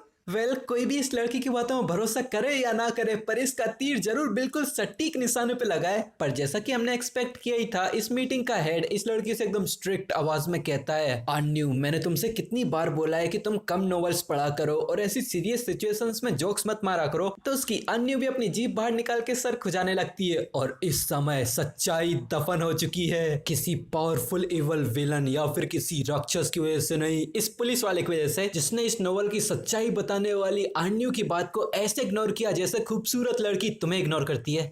Sad life boys. चलो स्टोरी पे वापस आते हैं। ये ऑफिसर सभी लोगों से अपनी स्ट्रिक्ट आवाज में कहता है, जो वांग मिंग ने इंफॉर्मेशन प्रोवाइड की है वो गॉड फॉरसेकन गेम के बारे में हायर अप्स की इंफॉर्मेशन से परफेक्टली मैच खाती है। अभी की गई नई रिसर्च के मुताबिक जो बूढ़े पुराने लोग हैं वो जैसी गहरी स्लीप में जाते हैं वो थोड़े समय के बाद ही मारे जा रहे हैं। फिर उस गेम से रियलिटी में वापस आने वाले कुछ एम्प्लॉयज से हमने जब डाटा कलेक्ट किया तो उनसे हमें पता चला कि वो लोग सच में बहुत बार उस गेम में मारे गए, इसीलिए वो रियलिटी में भी मारे गए। तो इसका मतलब कि अगर तुम्हारी लाइफ स्पैन 0 पहुंच जाती है तो तुम सच में मारे जाओगे, सिर्फ गेम में ही नहीं बल्कि रियलिटी में भी। फिर एक ऑफिसर इस मीटिंग के हेड से कहता है कि ये तो बहुत ही अजीब फेनोमेना है, ये तो हमारी समझ से बिल्कुल परे है। तो ये हेड कहता है, हाँ तुम सही कह रहे हो, पर मेरे ख्याल से ज्यादातर चांसेस इस चीज के हैं कि हम कुछ हायर बींग्स के द्वारा इन्वेड किए जा रहे हैं। मतलब ये लोग समझ रहे हैं कि इस पृथ्वी के बाहर कुछ एलियंस हायर बींग्स हैं जो इस गेम के थ्रू अपनी पृथ्वी पर कब्जा करना चाह रहे हैं। फिर ये मीटिंग का हेड सब लोगों से कहता है कि हायर अप्स ने कुछ इमरजेंसी कमांड्स दी हैं कि तुम सभी लोग वैनगार्ड्स टीम को फॉर्म करो और इस गॉड फॉरसेकन गेम को एक्सप्लोर करके इंफॉर्मेशन को हमारे साथ शेयर करो। हमें जल्द से जल्द एक बड़ी प्रोफेशनल आर्मी खड़ी करनी पड़ेगी। ये एक मेजर इवेंट है जो पूरे के पूरे वर्ल्ड को अफेक्ट करेगा। अभी के लिए सारे के सारे नेशंस इस गॉड फॉरसेकन गेम को एक्सप्लोर करने के लिए जो कुछ भी कर सकते हैं वो सब कर रहे हैं, और अगर हम इसी में पीछे रह जाते हैं तो इसका मतलब होगा कि हम इस दुनिया पर अथॉरिटी खो देंगे, और इसीलिए हमें हर कीमत पे जितनी ज्यादा हो सके उतनी ज्यादा इंफॉर्मेशन कलेक्ट करनी है। फिर वो अन्यू की तरफ मुड़ के कहता है, अन्यू तुम टीम 1 की कैप्टन रहोगी। तो अन्यू भी चिल्लाकर हाँ करती है। फिर वो कहता है, वांगमिंग तुम इस टीम के वाइस कैप्टन रहोगे और तुम दोनों अपने लिए टीममेट्स खुद भी चुन सकते हो, जिसपे वांगमिंग भी रोजर करके हाँ कर देता है। फिर इस मीटिंग का हेड कहता है कि वांगमिंग की इंफॉर्मेशन के हिसाब से शैडो का कैरेक्टर उतना भी बुरा नहीं है, तो तुम उसके साथ फ्रेंडशिप करने की कोशिश कर सकते हो, और इसी इकलौते रीजन की वजह से मैंने अन्यू को इस टीम का कैप्टन बनाया है। मेरे ख्याल से उसकी पर्सनैलिटी शैडो को इन्वेस्टिगेट करने के लिए परफेक्ट रहेगी। फिर वो कहता है कि मैं आशा करता हूँ कि तुम दोनों मिलकर शैडो की रियल आइडेंटिटी जितनी जल्दी हो सके उतनी जल्दी ढूंढ निकालोगे, और सबसे ज्यादा बेस्ट आउटकम रहेगा कि तुम उसके साथ अच्छे रिलेशंस बिठा के उसे कोऑपरेट कराओ कि हमारा रिप्रेजेंटेटिव बन जाए और उससे उसकी सारी इंफॉर्मेशन भी हासिल कर लो। और बाकी सबके लिए सबसे ज्यादा इंपॉर्टेंट ऑर्डर है कि तुम्हें सोसाइटी में अच्छे से लॉ एंड ऑर्डर को मेंटेन रखवाना है, समझे? जिसपे ये सभी लोग हाँ कर देते हैं। तो ये मीटिंग का हेड भी अब इस मीटिंग को डिसमिस कर देता है। फिर हमें शाम को ढलते सूरज के साथ इस शहर को दिखाते हैं जो कि सच में देखने में बहुत अच्छा लग रहा था। फिर हमारा सीन चेंज होकर एमसी की बहन की अकेडमी में आ जाते हैं, जहाँ उसकी बहन अपने फोन में कुछ कर रही थी और उसी के सामने एक लड़कियों का ग्रुप बात कर रहा था। एक लड़की कहती है कि सांगवई ने बोला था कि अगर हम सेम डिस्ट्रिक्ट में सेम टाइम पीरियड में सोते हैं तो हम सेम स्टार्टर विलेज में ही टेलीपोर्ट होते हैं। तो दूसरी लड़की कहती है, क्या सच में? ऐसा तो नहीं चलेगा, अगर ऐसा हुआ तो मुझे घर जाके अपने पेरेंट्स को भी कैरी करना पड़ेगा, उन्होंने तो कभी आज से पहले गेम नहीं खेला है, मुझे नहीं लगता कि वो इसके साथ यूज टू हो पाएंगे। तो उनके सामने ही एक लड़की बैठी थी और वो कहती है कि अभी तुम्हें अपने पेरेंट्स को इन्वॉल्व इसमें नहीं करना चाहिए, पहले हमें खुद ग्रो करना है, उसके बाद हम पेरेंट्स को कैरी कर सकते हैं। इन्हीं लोगों की गॉसिप के बीच अपने एमसी की बहन अपना फोन चेक करते हुए सोच रही थी कि इतनी बड़ी बड़ी चीजें हो रही हैं और कॉन्फिंग की तरफ से एक सिंगल रिएक्शन भी नहीं आया, यहाँ तक कि वो मुझसे माफी मांगने के लिए मुझे ढूंढने भी नहीं आया। क्या वो इतना घमंडी हो रहा है? फिर वो अपने पास्ट को याद करती है, जहाँ वो सोचती है कि वो बंदा पहले मुझे जब भी गुस्सा होता था वो हमेशा ही मुझे मनाने का, मुझसे माफी मांगने का कोई ना कोई रास्ता ढूंढ ही लेता था, पर उसने आज इस बार कुछ भी नहीं किया और उसने तो मुझे मारा भी। इवन मेरे पेरेंट्स ने भी मुझे कभी नहीं मारा, मैंने तो बस ब्रदर्स सॉन्गफाई के कॉन्सर्ट में जाने के लिए कुछ क्लासेस स्किप की थी। डैम यू क्विनफेंग, अगर तुम इस बार कम से कम 1000 बार मुझसे माफी नहीं मांगते हो तो मैं तुम्हें कभी भी माफ नहीं करूंगी। फिर थोड़ा शर्माते हुए सोचती है, मैं किस्मत से कल ब्रदर्स सॉन्गफाई के कॉन्सर्ट देखने के लिए चली गई थी, वरना एक बार ये गॉड फॉरसेकन गेम बाहर आ गया तो अब मुझे डर है कि मुझे ज्यादा अपॉर्चुनिटीज नहीं मिल पाएंगी। फिर वो कल के ब्रदर्स सॉन्गफाई के कॉन्सर्ट को इमेजिन करते हुए सोचती है कि कल हम लोग कितने ज्यादा करीब थे। फिर और भी ज्यादा इमोशनल होते हुए अपने ब्रदर्स सॉन्गफाई से कहती है, ब्रदर्स सॉन्गफाई मैं तुम्हें बहुत मिस कर रही हूँ, और वो तो बिल्कुल रोने ही लग जाती है। भाई ये लड़की तो सॉन्गफाई से कुछ ज्यादा ही ऑब्सेस्ड लग रही है। फिर ये लड़की एकदम से रियलिटी में आती है और वो सोचती है, अरे हाँ, अब जबकि सोने से कोई भी गेम में आ ही जा रहा है तो इसका मतलब ब्रदर्स सॉन्गफाई भी इसमें डेफिनेटली आएंगे। फिर वो शर्माते हुए मुंह पे अपना हाथ रख लेती है और वो सोचती है कि अगर मैं गेम में एंटर कर जाऊंगी तो इसका मतलब कि मैं ब्रदर्स सॉन्गफाई को भी फाइंड कर पाऊंगी। फिर हमारा सीन चेंज होकर इसके घर पे आता है। ये लड़की अपने घर पे आती है और अपने कपड़े अपड़े उतारने लगती है और वो सोचती है कि ज़ैंगवेई लेवल 3 तक इतनी जल्दी पहुंच गया, वो जरूर एक एक्सपर्ट होगा, मुझे जल्द से जल्द उससे कुछ एडवाइस लेनी पड़ेगी। फिर हमें इसी ज़ैंगवेई की तरफ का सीन दिखाते हैं। वो अपने दोस्तों के साथ कुछ बातचीत कर रहा था, वहीं पर ही अपने एमसी की बहन क्वांसियाओ का मैसेज आता है और वो जब फोन चेक करता है तो वहां पर लिखा हुआ था, एक्सपर्ट ज़ैंगवेई, क्या तुम्हारे पास कुछ स्ट्रेटजी से शेयर करने के लिए? ये पढ़ के तो यहाँ ज़ैंगवेई के चेहरे पे भी एक इविल स्माइल आ जाती है और वो सोचता है, क्विंसियाओ, मैंने तो कभी सोचा भी नहीं था कि तुम्हारी जैसी गॉडेस मुझे खुद ढूंढते हुए आएगी स्ट्रेटजीज पाने के लिए। ये तो मेरे लिए स्वर्ग के द्वारा भेजी गई एक अपॉर्चुनिटी है, अगर मैं तुम्हें पालूं क्विंसियाओ।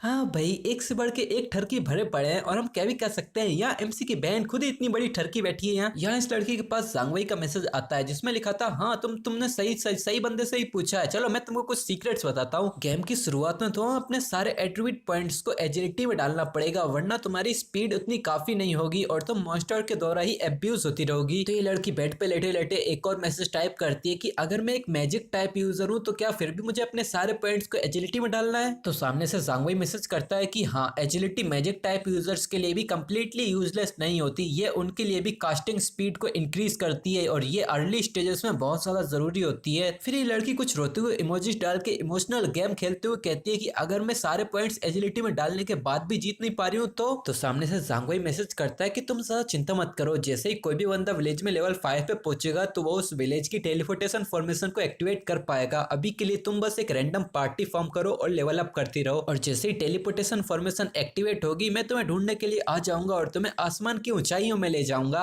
वाह बेटे, लाइन मार रहा है। यहाँ एमसी की बहन तो बहुत खुश हो गई थी और पूरे उत्साह में अपनी मुट्ठी बांधते चिल्लाती है यस, फिर वो तुरंत ही लेट जाती है और अपनी तकिया गले से लगाते हुए कहती है ये तो बहुत अच्छा हुआ, जैसा कि मैंने सोचा था। ये चिपकू सिम्स कभी कभार यूजफुल हो ही जाते हैं और अब मुझे कोई मिल चुका है जो मुझे कैरी करके ले जा सकता है। और कुनफेंग, मैं अब तुम्हें दिखाऊंगी, अब मैं खुद भी गेम में जा रही हूँ। तुम अपना घमंडी पना कंटिन्यू कर सकते हो और जब तुम एक बार गेम में आओगे तब तुम्हें पता चलेगा कि मैं तुमसे कई ज्यादा हाई लेवल पे पहुंच चुकी हूँ। जब वो समय आएगा तब मैं तुम्हें लेवल अप करने के लिए बिल्कुल भी कैरी नहीं करूंगी। फिर हमारा सीन चेंज होके एमसी पे आ जाता है, जहां एमसी अपनी गोल्ड टियर की लूट चेक कर रहा था। वहां पे वो गोल्ड टियर की लूट में देखता है ये तो, फिर हमें उसी लूट को दिखाते हैं। यहाँ पर इंफॉर्मेशन बताया गया था ये गोल्ड टियर की कर्स रिंग है जिसे हर प्रोफेशन वाला बंदा यूज कर सकता है। इससे हर एट्रीब्यूट 8 से प्लस हो जाते हैं। डार्क एलिमेंट का रेसिस्टेंट 26 से प्लस होता है और वीक पॉइंट अटैक मल्टीप्लायर 0.1 से प्लस हो जाता है और इक्विपमेंट की रिक्वायरमेंट है लेवल 4। अपना एमसी तो पहले लेवल 5 पे है तो उसे तो ये सब चेक करने की भी जरूरत नहीं पड़ती। देन वो इस रिंग को उठाते हुए कहता है क्या सारे एट्रीब्यूट को 8 से प्लस कर देगा, तो मतलब कि ये टोटल ऑफ 32 एट्रीब्यूट को प्लस करेगा। ये रिंग तो अकेले ही 3 लेवल अप्स करने के बराबर के एट्रीब्यूट को प्लस करती है और इसके अंदर तो डार्क एलिमेंट रेसिस्टेंस का इफेक्ट भी है। ये जरूर बहुत सारे मॉन्स्टर्स से फाइट करने में काम आएगी। और एमसी सोचता है वीक पॉइंट अटैक मल्टीप्लायर पहले से ही मेरा 1.4 था, अब 1.5 हो गया है इस रिंग से।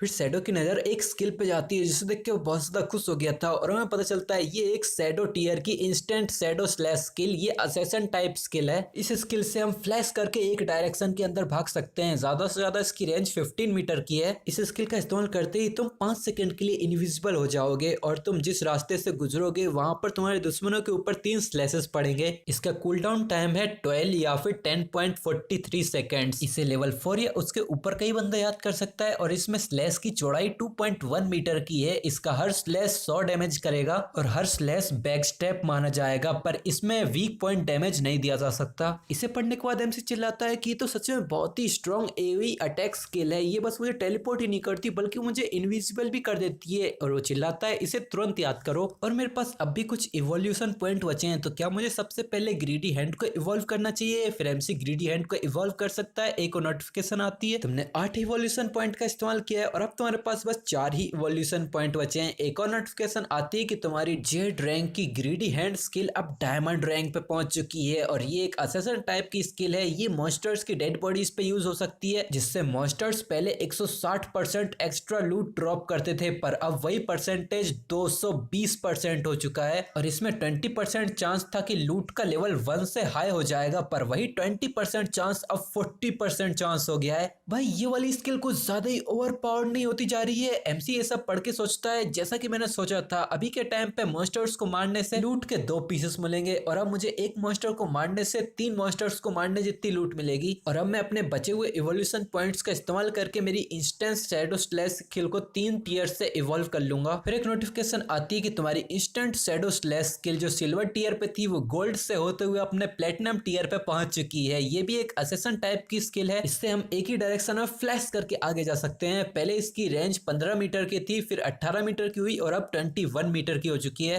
पहले हम कम से कम 5 सेकंड के लिए इंडिविजुअल स्टेट में जा सकते थे, पर अब 6 सेकंड, फिर अब 7 सेकंड के लिए भी जा सकते हैं। और पहले हम रास्ते में फ्लैश करके जाते समय 3 स्लैशेस डाल सकते थे, फिर हम 4 में इवॉल्व हुए और हम 5 स्लैशेस मार सकते हैं, वो भी रास्ते में खड़े हुए सारे ही एनिमीज के ऊपर। और पहले इसका कूल डाउन 12 सेकंड का था या फिर 10.43 सेकंड का, अब भी उतना का उतना ही है। और इसका लर्निंग रिक्वायरमेंट अब भी 4 लेवल की है, पर एमसी से पहले ही लर्न कर लिया है। और इसकी स्लैश की चौड़ाई पहले 2.1 की थी, फिर 2.6 की हुई और अब 3.1 मीटर्स की हो चुकी है। हर स्लैश स्लैश इसका पहले 100 का डैमेज करता था, फिर 150 का, और अब 200 का डैमेज करेगा। और इसका 100% बैक स्टेप भी माना जाएगा हर अटैक पर। ये अब भी वीक पॉइंट डैमेज नहीं कर सकता, जिसे देख के एमसी कहता है हाँ इसका कूल डाउन टाइम बिल्कुल भी चेंज नहीं हुआ, ये थोड़ा सा डिफिकल्ट है, पर बस इंस्टेंट शैडो स्लैश के ऊपर रिलाई करके ही मैं इंडिफिनिटली इनविजिबल होके रह सकता हूँ। यहाँ बाकी सब कुछ तो कचरा है, पर यहाँ एक वॉरियर की स्किल है बैटल रोर, इसको मैं बेच सकता हूँ अच्छे खासे पैसे के लिए। तो ये पीछे से सासा की आवाज सी आती है, एमसी देख के तुरंत ही हैरान हो जाता है और वो तुरंत पीछे मुड़ के देखता है, वहां 4 तरह के क्रॉलर्स आ रहे थे, जिसे देख के अपना एमसी सोचता है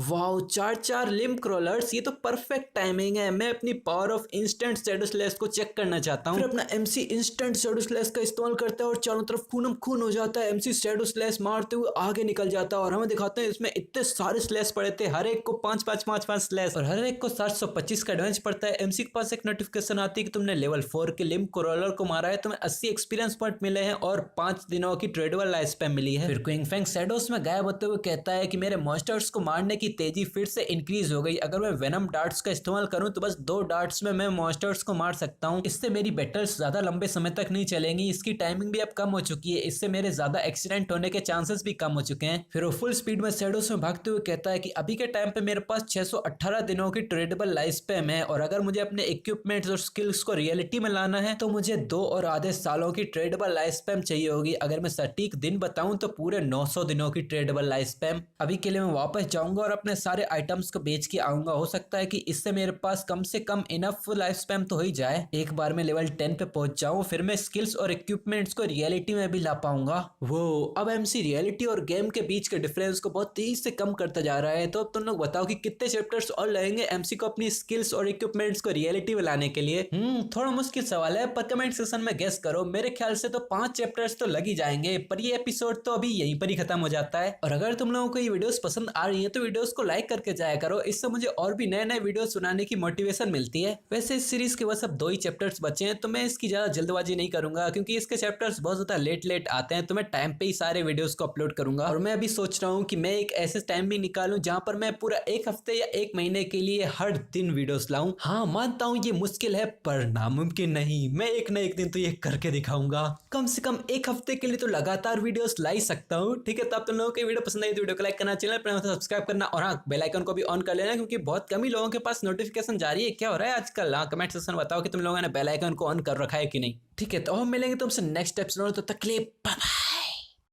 जैसा कि हमने लास्ट एपिसोड में देखा था, अब पूरी दुनिया को इस गॉड फॉरसेकन गेम के बारे में पता चल चुका है और हर कंट्री के लोग अपनी अपनी कंट्री के सबसे पावरफुल लोगों को भेज रहे हैं इस गेम के बारे में ज्यादा से ज्यादा इंफॉर्मेशन कलेक्ट करने की। और यहाँ अपने शैडो की कंट्री के लोग भी शैडो से ज्यादा अच्छे रिलेशनशिप बना के उससे और सारी इंफॉर्मेशन निकलवाने की कोशिश कर रहे हैं। और यहाँ सोंगफाई से ऑब्सेस्ड एमसी की बहन को ये पता चला है कि सोंगफाई भी उस गॉड फॉरसेकन गेम में कभी ना कभी तो आएगा, इसीलिए उसने भी ये ठान लिया है कि वो उस गेम के अंदर बहुत ज्यादा ताकतवर बनेगी और सोंगफाई के साथ अकेले अच्छा टाइम स्पेंड करेगी। और यहाँ उसने लेवल अप करने के लिए एक अच्छा सा सिम्प भी ढूंढ लिया है। दूसरी तरफ गॉड फॉरसेकन गेम में एमसी को एक ऐसी रिंग मिल चुकी है जो उसके हर स्टेट को 8 से प्लस कर देती है और ये सच में बहुत ओवर पावर्ड है। और अब वो समय दूर नहीं जब एमसी अपने सारी स्किल्स और इक्विपमेंट्स को रियलिटी में ला पाएगा। और यहीं से हमारे आज के एपिसोड की शुरुआत होती है। शैडो हमेशा की तरह इसी जंगल में बारिश में घूम रहा है, तभी चलते चलते इसको कुछ आवाजें सुनाई देती हैं। कोई कह रहा होता है कांग्रेचुलेशन यंग मिस, तुम लेवल 3 तक पहुंच चुकी हो और अब तुम्हें अपना वादा पूरा करना चाहिए, है ना। हमें दिखाते हैं ये वही घमंडी लड़की और पोर्क्यूपाइन सी शकल वाला बंदा है और उसकी पूरी टीम है। यहाँ पर ये लड़की कहती है तुम चिंता मत करो, तुम्हें क्या लगता है हमारी दाजुन इंडस्ट्री तुम्हारी ये छोटा सा अमाउंट भी पे नहीं कर सकती। मैं अभी के अभी रियलिटी में वापस जाऊंगी और मैं तुमको अपना फोन नंबर दे देती हूँ, तुम डायरेक्टली मुझसे कॉन्टेक्ट कर सकते हो। ओ हाँ, तुम्हारे पास जितनी भी ट्रेडेबल लाइफ स्पैम है वो तुम मुझे बेच दो, मैं हर एक दिन की ट्रेडेबल लाइफ स्पैम के लिए तुम्हें 10,000 दूंगी। और ये सब कुछ अपना शैडो भी सुन रहा था और ये पोर्क्यूपाइन शकल का बंदा बहुत जोर जोर से हंसते चिल्लाता है, हाँ कोई दिक्कत नहीं, मैंने तुमसे पहले ही बोला था वो शैडो पर्सन एक ब्लाइंड इडियट है और उसने तुम्हारे जैसे बिग बॉस का ऑफर सीरियसली भी नहीं लिया। चलो अब हम बाकी बातें रियलिटी में करेंगे। और ये बंदा मनी मन में हंसते हुए सोच रहा था ये गेम लाइफ स्पैम को अफेक्ट करता है तो क्या हुआ, पर मैं तो लाइफ स्पैम को जब चाहे तब इन मॉन्स्टर को मारने से कमा सकता हूँ। बस वो लोग जो गेमिंग एबिलिटीज को रियल मनी में कन्वर्ट करते हैं वही मेरे जैसे जीनियस कहलाते हैं। वाह बेटे, बस 1-2 हफ्ते और रुक जा, फिर तुझे तुरंत पता चल जाएगा कि जीनियस कौन और गधा कौन। फिर हमारा सीन चेंज होकर एमसी के सेल टाउन में आता है। वहीं पे कोई बंदा किसी गेट की तरफ हाथ बढ़ाता है और उस गेट के अंदर से बहुत ज्यादा ऑरा सा निकलने लग जाता है। हमें दिखाते हैं ये अपना शैडो है। इस गेट को देखते हुए अपना एमसी कहता है ठीक है। तो इसी तरह से हमारे सेल टाउन की टेलीपोर्टेशन फॉर्मेशन भी एक्टिवेट हो चुकी है। तभी एक नोटिफिकेशन आती है जो सेल टाउन का टेलीपोर्टेशन फॉर्मेशन लाइट अप करने के लिए इसको कांग्रेचुलेट करती है और एमसी को इसके रिवॉर्ड में एक रेपुटेशन पॉइंट मिलता है और दिन में एक बार शैडो फ्री में टेलीपोर्टेशन का इस्तेमाल कर सकता है और इसके बाद अगर टेलीपोर्टेशन का यूज करना पड़े तो थोड़ी बहुत ट्रेडेबल लाइफ स्पैम देनी पड़ेगी। और नीचे एक नोट में लिखा था अभी के टाइम पे और किसी विलेज में भी टेलीपोर्टेशन फॉर्मेशन को एक्टिवेट नहीं किया गया है इस जियानहाई सिटी में। मतलब एमसी अभी किसी और विलेज में टेलीपोर्ट नहीं कर सकता। इसे देख के शैडो कहता है कि टेलीपोर्टेशन फॉर्मेशन बिगनर्स विलेज में एक 2 वे रास्ता है। मतलब कि अगर एक विलेज ने टेलीपोर्टेशन फॉर्मेशन एक्टिवेट कर रखा है तो उसका कोई मतलब ही नहीं होगा। दूसरे टाउन में से भी किसी को लेवल 5 पे पहुंच के इस टेलीपोर्टेशन फॉर्मेशन को एक्टिवेट करना पड़ेगा तभी जाके कोई टेलीपोर्ट कर सकते हैं एक दूसरे के विलेज में। मुझे अपनी पिछली जिंदगी से याद है कि सोंगफाई फायरफ्लाई टाउन में था। मैं यहाँ पर एक अलर्ट सेट कर सकता हूँ जो कि मुझे तुरंत ही बता देगा अगर कोई फायरफ्लाई टाउन में टेलीपोर्टेशन फॉर्मेशन को एक्टिवेट करेगा तो। फिर एमसी यहाँ से बाहर निकलते हुए सोचता है कि टाउन्स के बीच में टेलीपोर्टेशन फॉर्मेशन एक्टिवेट करना कोई बड़ी बात नहीं है। अभी के लिए मेन गोल है 10th लेवल पे पहुंच के गॉड्स अवेंडेंट रिलम में आगे बढ़ना। फिर एमसी उसी रिलम को इमेजिन करते हुए बताता है कि वहीं से असली गॉड फॉरसेकन गेम शुरू होगा।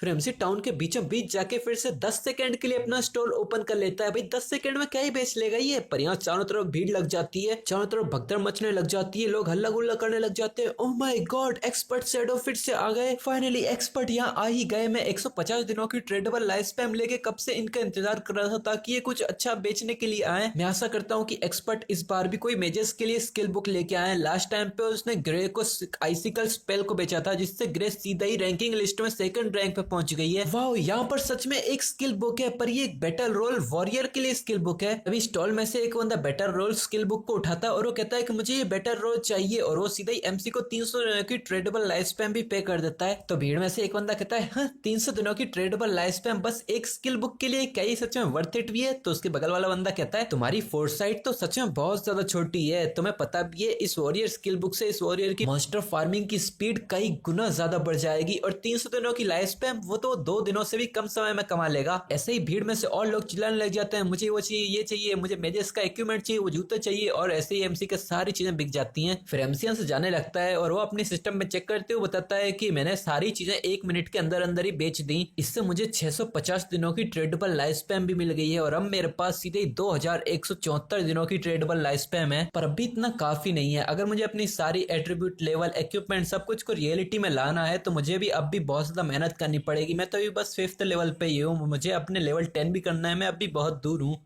एमसी यहाँ से जा ही रहा था तभी यहाँ पर लोग इसके बगल में बातचीत करने लग जाते हैं। लोग रोने लग जाते हैं कि मुझे इस बार भी कुछ नहीं मिला, मुझे भी नहीं मिला। क्या एक्सपर्ट कुछ और चीजें सेल करना चाहते हैं? एक्सपर्ट क्या फिर से यहीं पे सेल करने के लिए आएंगे? तभी भीड़ में से एक लड़की एमसी के पास आती है और वो कहती है एक्सपर्ट एक्सपर्ट मेरे पास एक ट्रेजर है, क्या तुम्हें ये चाहिए? और हमें दिखाते हैं ये बहुत ही प्यारी सी मासूम से दिखने वाली एक मेज लड़की है जिसके हाथ में एक रिंग वाला ट्रेजर है। एमसी जब इस रिंग की डिटेल्स पढ़ता है तो उसे पता चलता है कि ये एक इन्वेंटरी स्पेस वाली रिंग है जिसके अंदर 12 स्लॉट्स हैं और ये ना कोई बैकपैक ना ही इक्विपमेंट का स्लॉट घेरता है। जिसे देख के शैडो बहुत ज्यादा हैरान हो जाता है और वो सोचता है क्या स्पेस रिंग? एमसी में बताता है कि एक स्पेशल स्टोरेज इक्विपमेंट है। इसकी वैल्यू इतनी ज्यादा इसीलिए है क्योंकि ये किसी भी बैकपैक या इक्विपमेंट का स्लॉट नहीं घेरता। हर प्लेयर ज्यादा से ज्यादा 3 स्टोरेज बैकपैक्स लेके घूम सकता है। भले ये रिंग किसी भी मॉन्स्टर के द्वारा ड्रॉप की जा सकती है पर इसका ड्रॉप रेट एक्सट्रीमली रेयर है। इस प्रॉफिट लड़की का लक सच में बहुत अच्छा है जो इसे अर्ली गेम में ऐसा कोई इक्विपमेंट मिल गया। यहाँ चारों तरफ से सभी लोग एमसी और इस लड़की को ही घूरे जा रहे थे। एमसी कहता है तुम्हें इस रिंग के बदले कितना कीमत चाहिए? और वो मन में सोच रहा था कि मेरी पिछली जिंदगी में 12 स्लॉट वाली ये रिंग कम से कम 3600 दिनों की ट्रेडेबल लाइफ स्पैम में बिकती। फिर जवाब में ये लड़की एक मुस्कुराहट के साथ एमसी से कहती है मुझे एक्सपर्ट की लाइफ स्पैम नहीं चाहिए, मैं तो आपको अपनी फ्रेंड लिस्ट में जोड़ना चाहती हूँ और मैं ये पूछना चाहती हूँ क्या एक बॉस को मारने के लिए आप हमारे साथ एक पार्टी फॉर्म कर सकते हैं? जिसके लिए एमसी हाँ कर देता है। तभी ये लड़की भी एमसी की तरफ फ्रेंड रिक्वेस्ट भेज देती है और इस लड़की का नाम है ब्लैक प्लम। फिर ये दोनों साथ में ही आगे बढ़ने लगते हैं और एमसी पूछता है ये किस तरह का बॉस है? तो ये लड़की कहती है कि ये गोल्ड टियर का बॉस है। तो एमसी पूछता है कि उसका नाम क्या है? तो ये लड़की कहती है वो बॉस बहुत दूर था इसीलिए मैं उसका नाम नहीं देख पाई, पर ये एक बोट में था और ऐसा लग रहा था कि उसकी बोट बहुत टूटी फूटी सी लग रही है। जो सुन के अपना एमसी बहुत हैरान हो जाता है और वो सोचता है क्या एक टूटी फूटी सी बोट, क्या ये गोल्डन घोस्ट शिप हो सकती है? फिर शैडो गोल्डन घोस्ट शिप के बारे में बताता है कि ये गोल्डन घोस्ट शिप किसी भी लेवल पे आ सकती है और इसके आने के चांसेस बहुत बहुत बहुत ही ज्यादा कम होते हैं और ये कुछ बहुत ही ज्यादा यूजफुल और स्पेशल इक्विपमेंट्स भी ड्रॉप करता है। पहले जब भी ये गोल्डन घोस्ट शिप आता था, इसकी वजह से अलग अलग गिल्ड्स में बहुत ज्यादा लड़ाइयां शुरू हो जाती थी। इस टाउन में जो गोल्डन घोस्ट शिप आया है वो लगभग लेवल 5 के आसपास ही होना चाहिए, तो ये वाला गोल्डन घोस्ट शिप सबसे ज्यादा इजीएस्ट होगा मारने के लिए। रैमसी इस लड़की की तरफ देखते हुए सोचता है कि इस लड़की ने बिगनर विलेज के अंदर गोल्डन घोस्ट शिप को देखा और सबसे ज्यादा रेयर स्टोरेज रिंग को भी पाया। इसके साथ साथ ये वांगमिंग की पार्टी की भी मेंबर है। क्या ये हो सकता है कि ये लड़की मेरी पिछली जिंदगी में अफवाहों वाली वो कोई फेस है? फिर शैडो पूछता है कि तुमने वो गोल्ड टियर का बॉस ढूंढा कैसे? तो ये लड़की सोचते हुए बताती है, मैं ऑफलाइन खाने के लिए मछली पकड़ रही थी और खाने के लिए इनफ मछली पकड़ने के बाद मैं तुरंत ऑनलाइन जाके अपनी पार्टी के साथ लेवल अप करना चाहती थी, पर किसे पता था वो इतनी धीरे धीरे से लेवल अप करेंगे, इसीलिए मेरे पास करने के लिए कुछ भी नहीं था। तो मैं आसपास घूमने लगी और एक छोटी सी खाई के नीचे मैंने उस गोल्ड टियर के बॉस को देख लिया, जो सुन के अपना एमसी सोचता है कि मेरी पिछली जिंदगी में ऐसी अफवाहें थी कि वार्मिंग की पार्टी में एक कोई फिश फिजिक वाला एक पर्सन है जो जब भी जंगलों में घूमने के लिए जाती तो उसे rare bosses, treasure chest, underground palaces और टेम्पल्स ऐसे ही मिल जाते थे। जब मैंने पहली बार ये सुना तब मुझे लगा कि ये लोग कुछ इंपॉर्टेंट इन्फॉर्मेशन को कवर अप करने के लिए ये सब अफवाहें बना रहे हैं, पर मैंने नहीं सोचा था ये सारी अफवाहें सच होंगी और ये कोई फिश तो यही है। एमसी इस लड़की को घूर रहा था तो ये लड़की थोड़ी शर्माने लग जाती है और वो एमसी से कहती है, एक्सपर्ट आप मुझे ऐसे क्यों घूर रहे हो? जो सुन के एमसी तुरंत सीधा बच्चे बन के आगे बढ़ने लगता है और वो कहता है, नहीं कुछ नहीं। और इन दोनों को जाते हुए एक बंदा पीछे से फॉलो कर रहा था और वो ये देख के कहीं और भागने लगता है। फिर हमारा सीन चेंज होता है, एक बंदा अपने साथियों के साथ बातें कर रहा था और वो बड़ी फेंकते हुए बताता है कि मेरे पिछले समय में मैं अपने भाइयों को लेके एक सैंड सिटी के ओवरलोड को भी कॉन्कर किया था। तुम लोग बस चिंता मत करो, अगर तुम मेरे ऊपर भरोसा रख के मुझे फॉलो करते हो तो मैं ये श्योर करूंगा कि तुम लोगों की जिंदगी और भी अच्छी रहे। ये बंदा अपने पंटरों को पट्टी पढ़ाई रहा था, तभी वो टकलू जो अपने एमसी पर नजर रखे हुआ था वो तुरंत भागते हुए आता है और वो बताता है, बॉस वो बंदा एक लड़की को लेकर इस टाउन के बाहर गया है। तो इनका बॉस कहता है, जैसा कि मैंने सोचा था, वो बस एक जवान चूहा है और वो अभी भी एक लड़की को रेसिस्ट नहीं कर सकता। वो अपने साथियों से कहता है, भाइयों मुझे फॉलो करो। फिर एमसी सेल टाउन के जायंट गेट को क्रॉस करते हुए आगे बढ़ने लगता है और वो इस लड़की से कहता है, मैं तुम्हें उस बॉस से फाइट करने में मदद कर सकता हूँ और ये बॉस जो भी इक्विपमेंट और स्किल ड्रॉप करेगा, अगर तुम उनको यूज कर सकती हो और वो तुम्हारे काम के हुए तो तुम उनको रख सकती हो और बाकी सब मेरा होगा। तो ये लड़की कहती है, आप पर फिर कैप्टन वांगमिंग और बाकी सब का क्या होगा? तो एमसी कहता है, तुम्हारी पार्टी में हर तरह की क्लासेस वाले लोग हैं, अगर उस बॉस ने कुछ ऐसी लूट ड्रॉप की जो असेसन उसके क्लास के लिए है ही नहीं तो मैंने क्या बस फालतू में ही फाइट की? तो ये लड़की कहती है, तो ठीक है चलो जैसा तुम बोलो वैसा ही करते हैं, पर मेरे पास एक छोटी सी रिक्वेस्ट है। तो एमसी कहता है, हाँ बोलो। तो ये लड़की थोड़ा सा हेजिटेट करते हुए कहती है कि अगर वो बॉस कोई ऐसा इक्विपमेंट या स्किल ड्रॉप करे जो कैप्टन वांगमिंग या बाकियों के लिए काम का हो तो क्या आप वो हमें डिस्काउंट में बेच सकते हो? जिसके लिए शैडो हाँ कर देता है। तो ये लड़की खुशी से कहती है, ठीक है, तो जैसे ही कैप्टन वांगमिंग और बाकी सब ऑनलाइन आते हैं तो हम तुरंत ही निकल जाएंगे। ओ वैसे एक्सपर्ट अभी के लिए आप कहाँ जा रहे हो? तो पहले तो शैडो कुछ नहीं बोलता, फिर वो कहता है, हम उसी गोल्ड बॉस को मारने के लिए आगे जा रहे हैं। जिसे सुनकर तो ये लड़की बहुत हैरान हो जाती है और वो कंफ्यूजन हो कहती है, क्या?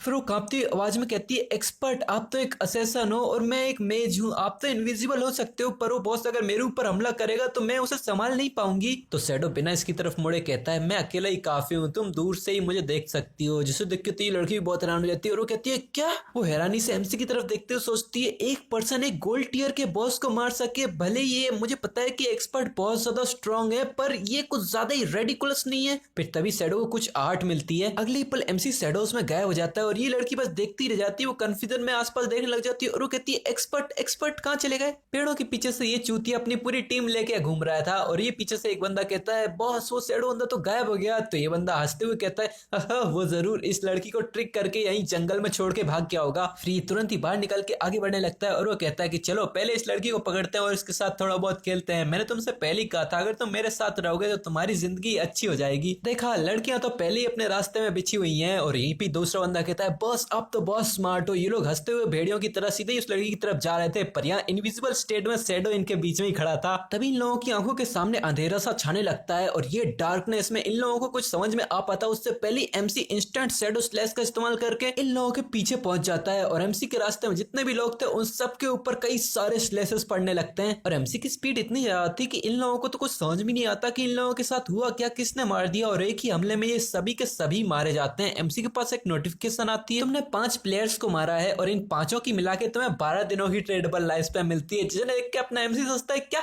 इतनी गरीबी, ये तो 2 छोटे छोटे मॉब्स को मारने के जैसा है। और एमसी ये बोल रहा था पीछे ये सभी लोग अभी भी ट्रेडेबल लाइफ स्पैन में कन्वर्ट हो रहे थे, पर एमसी तो इनकी तरफ देखता भी नहीं और आगे चला जाता है। तभी एमसी शैडोज की स्पीड से फिर से इस लड़की के पास जाता है, जिसे देख के लड़की फिर से हैरान हो जाती है और वो कहती है एक्सपर्ट आप अभी कहाँ चले गए थे। तो एमसी कहता है कुछ लोग अपन को फॉलो कर रहे थे तो मैंने उन लोगों को वापस से टाउन में भेज दिया। तो ये लड़की थोड़ी हड़बड़ाने लग जाती है और हड़बड़ाहट में ही कह देती है ओ मुझे तो लगा था कि आप मूतने गए होगे, और वैसे एक्सपर्ट आपके पास तो इनविजिबिलिटी वाली स्किल है, इससे तो आपको मूतने में बहुत ज्यादा आसानी होती होगी ना, आप जहाँ चाहो वहां मूत सकते हो, जहाँ चाहो वहां आंक सकते हो बिना किसी के देखे जाने के डर के। फिर और हड़बड़ाते हुए कहती है अरे नहीं, अगर पूप आपकी बॉडी से बाहर निकल जाएगी तो वो तो फिर इनविजिबल से विजिबल हो जानी चाहिए ना, है ना। या फिर तभी शैडो इसको रोकता है और वो कहता है जल्दी करो मुझे बॉस की तरफ लेके चलो। भाई ये लड़की क्या ही बोल रही थी, मुझे लगता है ये इस लड़की की पर्सनल फीलिंग है, आखिरकार इतने समय से ये इस गेम के बाहर ही नहीं गई है तो इस लड़की को ये प्रॉब्लम्स तो आती होंगी। चलो इनको छोड़ो, तुमको क्या लगता है एमसी इस गोल्ड रैंक के बॉस को भी मार पाएगा?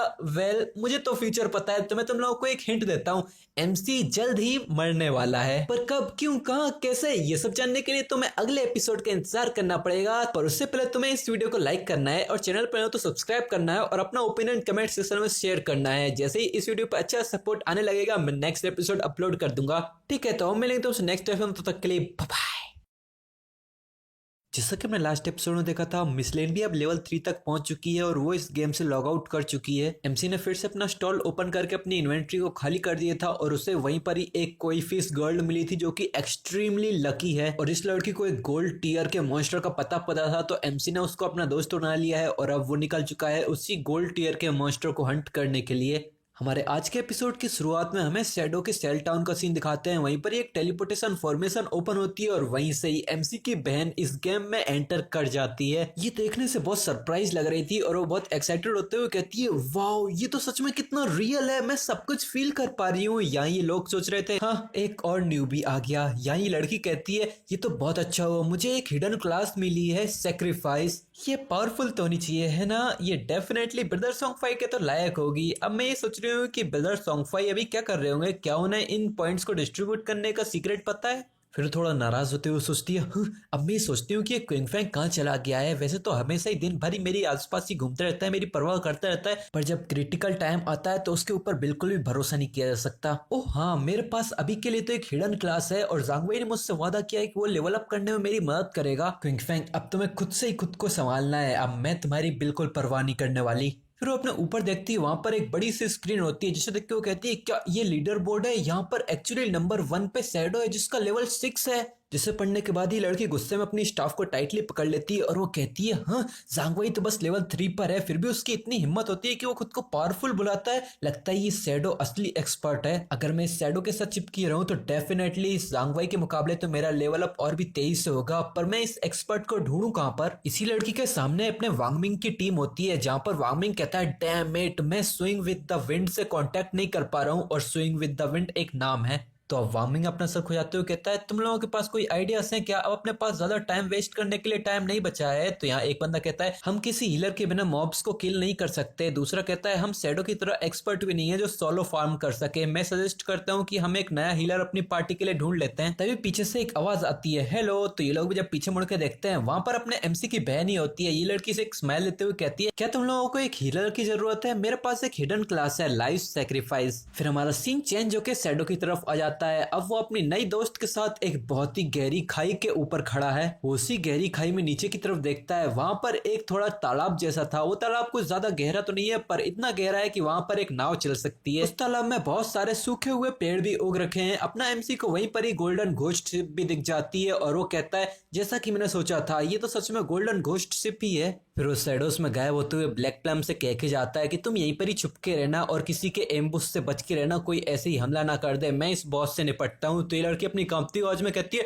ओ ठीक है एक्सपर्ट, आप केयरफुल रहना। फिर शैडो अपनी इनविजिबिलिटी को ऑन करके सीधा ही उसी गहरी खाई में कूद जाता है और वहीं पर ही उसे एक नोटिफिकेशन आती है गोल्डन घोस्ट शिप के इन्फ्लुएंस के कारण ये एरिया अब एक वायलेंट डोमेन बन चुका है और यहाँ लाइफ स्पैन खोने का रेट 100 गुना बढ़ चुका है। जिसे पढ़ने के बाद शैडो सोचता है 100 गुना रेट बढ़ चुका है, तो अब इसका मतलब कि यहाँ 15 मिनट रहना एक दिन की लाइफ स्पैन गंवाने के बराबर होगा। वैसे ही गोल्डन घोस्ट शिप की प्रेजेंस की वजह से एक टेम्परेरी वायलेंट डोमेन बनी है, तो इसका कोई ज्यादा बड़ा इफेक्ट नहीं है। मैं 15 मिनट के आधे एक घंटे तक रहूंगा, तब भी 2-3 दिनों की लाइफ स्पैन ही जाएगी। वो सामने देखता है, वहीं पर यह लेवल 5 का गोल्डन घोस्ट शिप, ये गोल्ड टीयर का स्पेशल मॉन्स्टर है। और इसी के नीचे एक नोटिफिकेशन में बताया गया है कि यहाँ पर काउंटडाउन है 45 मिनट 25 सेकंड का, जिसे देख के अपना एमसी होता है कि इसके जैसे स्पेशल मॉन्स्टर के लिए काउंटडाउन होता है और इस काउंटडाउन के खत्म होने पे ये मॉन्स्टर गायब हो जाएगा। पर मैं थोड़ा किस्मत वाला हूँ, अब भी 45 मिनट तो बाकी है। मेरे लिए इसे मारने के लिए इतना समय तो बहुत ही ज्यादा है। फिर वो अपने इंस्टेंट शैडो स्लैश का इस्तेमाल करके सीधे ही उसके ऊपर रश कर देता है और वो सीधे इसके ऊपर हमला करके इसके आर पार निकल जाता है। और यहाँ ये गोल्डन घोस्ट शिप का नंगू पुंगू स्केलेटन अपना चप्पू चला रहा था, तभी वो एकदम से उसको बहुत ज्यादा 550 का डैमेज पड़ता है, जिससे देख के वो बहुत हैरान हो जाता है। और एमसी इसके पीछे जाते जाते अपना वेनम डार्ट्स को भी पीछे से फेंक के चला जाता है। और उसने ये पॉइजन डार्ट मारे थे गोल्डन घोस्ट शिप के आगे लगी हुई बेल्स के ऊपर, और वहीं पर ही मारने पे उसको 621 का डैमेज पड़ता है और एक क्रिटिकल हिट पड़ता है। और ये हमला उसने अपनी स्टेल्थ ब्रेक करके मारा था, तो इससे और भी ज्यादा डैमेज इंक्रीज हो जाता है। फिर शैडो इनविजिबल होते हुए हमें बताता है कि इस गोल्डन घोस्ट शिप को मारने के लिए कुछ चैलेंजिंग पॉइंट्स होते हैं। सबसे पहले बहुत सारे लोगों को नहीं पता होता कि इस गोल्डन घोस्ट शिप का वीक पॉइंट कहाँ है। इसकी रियल वीकनेस वो स्केलेटन नहीं है, ना ही ये शिप है, बल्कि इस शिप की ऊपर टिप पर लगी हुई वो 2 घोस्ट फायर बेल्स हैं। और दूसरा पॉइंट, जब इसकी वीकनेस पे कोई हमला करता है तो वो आसपास की पानी की सारी जमीन को कंट्रोल करने लगता है। और होता भी कुछ ऐसा ही है, ये स्केलेटन की आंखें पर्पल ग्लो करने लगती हैं और आसपास का पानी में बहुत सारे फव्वारे बनने लगते हैं और बहुत ज्यादा पावरफुल नुकीला पानी बनने लगता है। और ये देख के एमसी कहता है कि अभी एक मैसिव एओई अटैक करेगा। इन वाटर प्लेयर्स का डैमेज एबनॉर्मली हाई होता है। एक अर्ली स्टेज का वॉरियर पूरा सिल्वर आर्मर पहन के आने के बाद भी इसका एक हिट मुश्किल से झेल पाएगा। ये बढ़िया है कि शैडो क्लास में अर्ली स्टेज में भी बहुत ज्यादा हाई एजिलिटी दी जाती है, वरना तो मैं इसका एक भी हमला डॉच नहीं कर पाता। और धीरे धीरे करके ये वाटर प्लेयर्स भी खत्म होने लगते हैं। तो ये देख के अपना एमसी बताता है कि तीसरी चीज, इस मैसिव एओई अटैक के बाद ये पूरे 12 सड़ते हुए वाटर घोस्ट को समन करेगा। और होता भी कुछ ऐसा ही है, इस दलदली पानी के अंदर से बहुत सारे वाटर घोस्ट समन होने लगते हैं और इनकी शक्ल देख के ही लग रहा है कि इनकी चमड़ी पूरी तरह से सड़ रही है। एमसी बताता है कि इन 12 में हर एक के पास सिल्वर टीयर की पावर है और इनको देख के ज्यादातर पार्टीज तो बिल्कुल सदमे में ही पहुंच जाती। और ये गोल्डन घोस्ट सिर्फ हर 3 मिनट में एक डिकेइंग वाटर घोस्ट समन करेगा। अगर तुम इनसे डील करने में जरा भी देरी करते रहोगे तो यहाँ पर ज्यादा से ज्यादा और डिकेइंग घोस्ट आते ही जाएंगे और अंत में पूरी टीम खत्म हो जाएगी।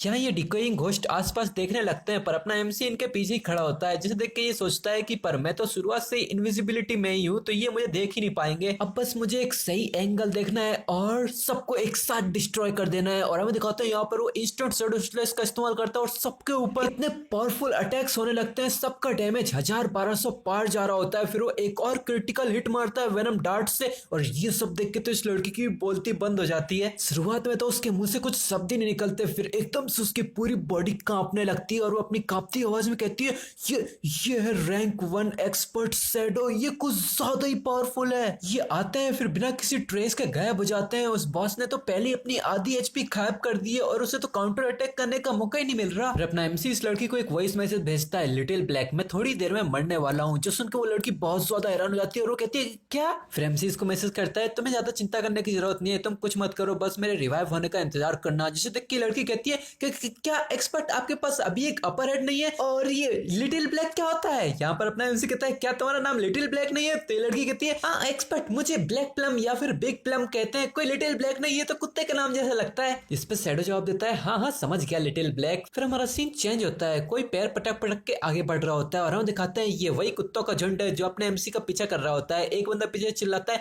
डैम इट, मैं थोड़ा केयरलेस हो गया था। यहाँ इनका बॉस कहता है मैं अपने दिनों में हर दिन एक के बाद एक लेजेंडरी पर्सन को मारा करता था और अब देखो मैं एक छोटी सी बच्ची की तरह बुली हो रहा हूँ। तभी इनके सामने से एक इनका बंदा भागते हुए आता है और वो इस बॉस को बताता है बॉस बॉस मुझे वो छोटी सी मुर्गी मिल गई। वो अभी के टाइम पे सामने वाली खाई के ऊपर ही खड़ी है और वो कमीना शैडो वो नीचे एक बॉस फाइट को चैलेंज कर रहा है उसी खाई के अंदर। तो इनका बॉस कहता है चलो अब हम सब चलते हैं, इस बार मैंने अपने सारे भाइयों को बुला लिया है, मैं ये मान ही नहीं सकता कि मैं इसके बावजूद उसे नहीं मार पाऊंगा। फिर हमारा सीन चेंज होकर फिर से इसी घोस्ट गोल्डन शिप पे आ जाता है जहाँ अपना एमसी बताता है कि ये है इसका 4th अटैक और ये इसका सबसे ज्यादा कठिन अटैक है जिससे डील करना बहुत मुश्किल है। ये आधी हेल्थ होने के बाद एक मैसिव एओई सोल अटैक करता है जो कि बहुत ही ज्यादा पावरफुल होता है। और यहाँ स्केलेटन ने इस गोल्डन घोस्ट शिप के ऊपर से इस मैसिव सोल अटैक को लॉन्च भी कर दिया था, जिस देख के एमसी सोचता है अगर ये मुझसे टकराए तो मैं 5 सेकंड के लिए हिल ही नहीं पाऊंगा, मेरी अभी की ताकत के हिसाब से मैं इसे डॉच नहीं कर सकता। और इस हमले को देख के यहाँ लिटिल पाम भी बहुत ज्यादा हैरान हो गई थी और वो चिल्लाती है एक्सपर्ट। और यहाँ पर एमसी भी इस हमले से हिट हो चुका था और वो सोचता है ओह आखिर, और वो इससे ज्यादा कुछ सोच भी पाता उससे पहले एक बहुत ही बड़ा वाटर पिलर उठता है जो कि सीधा 1059 का डैमेज करता है। एक नोटिफिकेशन आती है कि तुम मर चुके हो। जी हाँ, और इसी के साथ अपना शैडो पहली बार इस सीरीज में जिंदा होके फिर से मर चुका है। फिर ये वाटर पिलर धीरे धीरे करके नीचे होने लगता है और वहीं पे ही इसी के बीचों बीच अपने एमसी की लाइफ फोर्स दिखाई जाती है और एक नोटिफिकेशन आती है जिसमें लिखा था कि तुम मर चुके हो और तुमने 326 सालों की अनट्रेडेबल लाइफ स्पैम खोई है और पूरे 1087 दिनों की ट्रेडेबल लाइफ स्पैम खो दी है। वो इस बार तो शैडो ने बहुत ज्यादा चीजें खो दी है। अगर तुमने इस सीरीज को शुरुआत से देखा है तो तुम्हें पता होगा कि कैसे 100 दिनों की ट्रेडेबल लाइफ स्पैम कमाने के लिए एमसी ने कितनी मेहनत की थी। पर यहाँ शायद सभी लोग एमसी की मौत से दुखी नहीं है। वो ग्रुप जो शैडो का पीछा कर रहा था उसने भी शैडो को मरते हुए देख लिया है और ये देख के सभी लोग बहुत जोर जोर से हंसने लग जाते हैं। इनका बॉस हंसते हुए चिल्लाता है ये कितना अच्छा लगा देखने में, ये इडियट है क्या, लोग इसको एक्सपर्ट बुलाते हैं, एक तो बॉस को क्या मार लिया, ये इतना घमंडी हो गया कि इसने गोल्ड टीयर के बॉस को अकेले के दम पे चैलेंज कर दिया। फिर ये सभी लोग थोड़ी देर तो शैडो के लिए बहुत जोर जोर से हंसने लग जाते हैं। फिर इनका बॉस अपनी एक्स उठा के एमसी की लूट की तरफ देखता है और वो चिल्लाता है वो कुत्ता शैडो तो सच में बहुत ज्यादा अमीर था, इतनी बड़ी लाइफ स्पैम की लाइट, और ये तो सच में एटलीस्ट 100 दिन तो होंगे ही। भाइयों सीधा बॉस के ऊपर चार्ज कर दो, उस बॉस के सिर्फ आधी एचपी बची है, हम डायरेक्टली उसे मार देंगे। तो ये सारे पीछे से दोस्त लोग चिल्लाने लग जाते हैं हाँ ये सच में बहुत ज्यादा अच्छा है, हम इतनी बड़ी लाइफ स्पैम और भी ले सकते हैं। और दूसरा हंसते हुए चिल्लाता है कि ये तो बस वो लाइफ स्पैम है जिसमें से आधी पहले ही लॉस्ट हो चुकी है, वो तो सच में एक बहुत ही बड़ा कुत्ता था, ये सच में ये डिजर्व करता था। आज मैं दी अंडरडॉग इस बड़े कुत्ते को पूरी तरह से डिवावर करने वाला हूँ। ये सारे नारेबाजियां करते हुए सीधा ही नीचे कूदते हैं और नीचे कूदते ही सीधा आसमान में पहुंच जाते हैं। हाँ ये सीधे ही स्वर्ग के दर्शन करने लग जाते हैं और यहीं पे हमारा चैप्टर खत्म हो जाता है। अब हमें नहीं पता कि इसके आगे क्या हुआ। वैसे यहाँ ये हो सकता है कि इस बॉस का सोल अटैक अब भी जारी है और ये लोग जैसे ही उसकी रेंज में आए तुरंत ही स्वर्ग सुधार गए। और वैसे यहाँ तुम लोगों को क्या लगता है एमसी ने इतनी सारी लाइफ स्पैम खो दी है, क्या उसको अब यहाँ पे अपनी चीजों को रियलिटी में लाने में कुछ प्रॉब्लम्स होने वाली हैं? वेल होने तो वाली है, उसने इतनी सारी लाइफ स्पैम जो खो दी है। अब देखना ये है कि गोल्डन घोस्ट शिप एमसी को क्या लूट आइटम ड्रॉप करने वाला है। ऑफ कोर्स एमसी का किल कोई और तो नहीं चुरा सकता, शायद क्या पता वांगमिंग की टीम पहले वहां पहुंच जाए और बॉस मार दे। वैसे मैंने तो इसका फ्यूचर नहीं देखा है तो मुझे कैसे ही पता होगा। वैसे मेरे ख्याल से वांगमिंग भी इतना पावरफुल नहीं है कि उसका सोल अटैक बर्दाश्त कर सके, वो भी शायद इन्हीं की तरह ही स्वर्ग सुधार जाएगा। यहाँ सवाल बहुत सारे हैं और जवाबों की तो कल्पना भी नहीं की जा सकती, तो सभी लोग अपने सवाल जवाब कमेंट सेक्शन में बताएं और अब सबके सवालों के जवाब मिलेंगे अगले एपिसोड में। वैसे इसका अगला चैप्टर आ चुका है तो मैं इसको कल ही अपलोड कर दूंगा, कल या फिर परसों, कल नहीं परसों अपलोड करूंगा। कंसिस्टेंसी क्यों बिगाड़ूं अपने चैनल की। ठीक है, तुम लोगों को ये वीडियो पसंद आया तो वीडियो को लाइक करना, चैनल पर नए हो तो सब्सक्राइब करना, और मैं एक नया चैनल खोलने की सोच रहा हूँ, उसका लिंक शायद मैं डिस्क्रिप्शन में डाल दूंगा, तो सब्सक्राइब करके रख लेना, उस पर भी नए वीडियोस जल्दी आएंगे। तो नए वीडियो का इंतजार करो और मिलेंगे तुमसे नेक्स्ट एपिसोड, तब तक के लिए बाय।